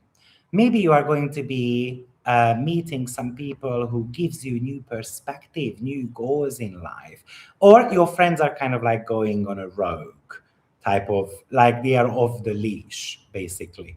Maybe it's a social event, you are getting invited out of the blue to a social event. Maybe you are kind of like feeling that strong urge that I really want to go. But the moon is making a square to the nodes. So you still have got those financial considerations. You are unsure whether to do that or not. But also, hopefully, this moon is going to allow you to align finally with your long term goals. And somehow, this moon is inviting you to be free. So there is a lot of excitement, and you might want to be spending the weekend together with your friends. Okay, and last but not least, Pisces rising sign. Poor Pisces is always the last one, right? But well, what can we do? So Pisces rising sign, the activations for you is the second and the fifth house. So this is a creative risk here. This is a financial risk that potentially you are considering. Or maybe you are starting to focus a little bit more on your role in a relationship also. But what really happens here is that the sun moved into your fifth house, the house of romance, risk, creativity, staging, self expression, business entrepreneurship. And it makes a square to moon, which is in your eighth house. So, firstly, you started potentially maybe a project from home, a creative project from home, and you might have expected to take it off, maybe to kind of get the financial reward, but it somehow hasn't arrived just yet. So, what really happens is that this might be a financial worry. This might be a financial frustration here.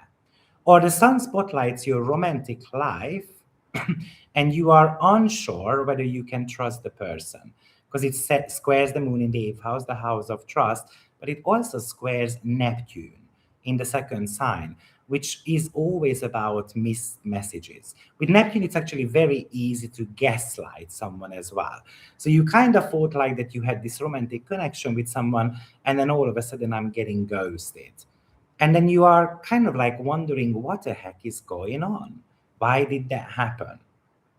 So, but also, the fifth house is creative project too. And the eighth house is investment. So you are maybe trying to take a bold move, invest into a creative project, but you are at the same time worried that this is not going to play out because we've got the Sun and Neptune square, which represents self-doubts. But it looks like that you are passionate about something. Money is on your mind, basically. You might be even auditing your financial backend a little bit. You are looking at your bank account, what is happening there, and so on. But I think money is on the way to Pisces rising sign because Venus is actually trining Saturn. And Venus is one of your money planets, the ruler of your eighth house, the ruler of that first quarter moon phase as well. So it starts solidifying through maybe beautifying your website or making beautiful connections with someone. Maybe simply, Saturn always wants you to work extremely hard, though. So maybe you are, with the fifth house activations, you are designing content or you are designing a creative project. And maybe even if it runs into certain type of challenges, eventually it starts giving you some additional cash. So I pretty much like that. Now, Icarus enters your fourth house and makes a conjunction to Uranus immediately. And Icarus says, I don't want to be locked up in my house. I want to get out. I want to travel somewhere. I want to just spend the weekend somewhere else. So I keep thinking about in what ways I can make that happen. Or maybe you want to buy a property, or you want to finally sell a property, and then you are thinking out of the box how to do that. Like I am doing that. Me personally, I would like to sell my villa, but somehow it's getting blocked right now. So I'm going out of my own, like I'm going out of way and reaching out for international real estaters and so forth, connecting with them. So if you know international realtors, please send them my way. So, but also this could be something where you can get impatient with your loved ones, people you live together with. You can feel like that they are bugging you, they are invading your personal space. Or all of a sudden you are just starting to move things around in your home, throwing things away. Because Icarus was about burning the wings. So it's kind of like burning the home down, right? So whatever I don't need and I find kind of useless, let me get rid of them. Okay? Maybe you just put a member of your family in place because you feel restricted by them, and then I cannot tolerate that anymore. Now, the Sun is making a beautiful trine to North Node and the sextile to South Node as well. So I've been talking about the nodes the last couple of months for everyone, really. But what if I am able to leave a relationship behind, It looks like there is a lingering relationship in your life that is affecting you. And that is preventing you from growth, that is preventing you from being able to open the door for new opportunities. Maybe those are romantic opportunities. It doesn't mean that you are in a relationship. It might be something that you are meant to be healing. It might be your ex. It might be someone you still meet up kind of like in that friendship zone type of elements. It says if you're able to let a relationship behind, then eventually you're going to start attracting better opportunities into your life. Now, I'm not saying that it's time for everyone to kind of like break up, but maybe we have to be having a healing conversation, or there is a chapter of that relationship that we might want to be leaving behind, such as I want to know where my partner is, or allowing the partner to control me in certain ways. And it's not just romantic partnership. Remember, it can be collaborations, it could be client work, and so forth. It really feels like that it can actually give you an opportunity for some collaborative type of breakthroughs as well. Now, Hebe enters Cancer, makes a conjunction to the Sun, and then both of them are running into a square with Neptune. So, Hebe is like, I always have to help my husband, or my boyfriend, my girlfriend, and so forth. Um, but why don't you help yourself, right? So I have to be helping my children as well. Maybe my children are going through a confusing period of time. Maybe they don't have the money, and then I have to be helping them out. Why am I not focusing on my own projects? So that is a reminder that your joy and happiness is as is just as important as your loved ones. Maybe it's even more important, because when you are happy, your children are happy as well. When you are stressed, when you are financially strained and worried, and then the kids are gonna feel that in your life too. So it can indicate that also the fifth, 11th house can represent your audience as well. So this might be that you are, taking care of your audience as much as you would like to. Uh, Maybe you are not in the mood, Cancer, to go and do a live video, but I'm going to do it anyway because I promised. And then the Neptune, which is the planet of guilt, firstly, I need money, so let me do it. Secondly, I would feel guilty because I promised something and I want to be able to deliver. Uh, it's all about, with the Sun in Cancer, often the shadow side of that is martyrdom.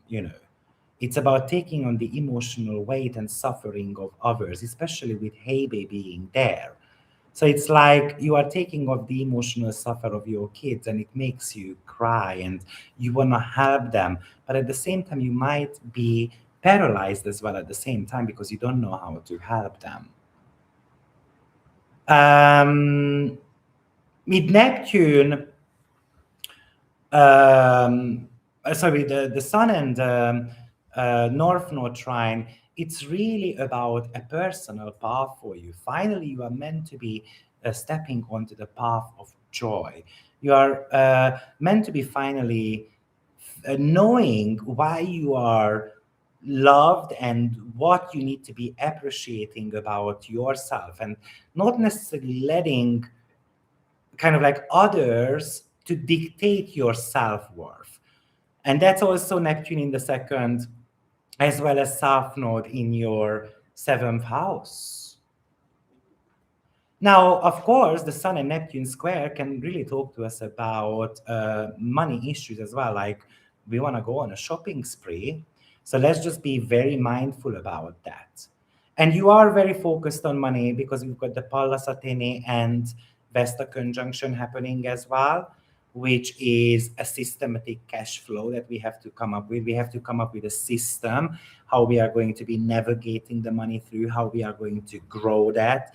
But remember, your money is ruled by Mars, and Mars is making this beautiful sextile to Jupiter. So it does tell you that money doesn't grow on trees, but it also tells you that if you reach out to opportunities, if you are on a stage, if you are creative, then money is going to start coming your way. And it can feel like that I'm running out of time, but this is your time right now. Jupiter is you.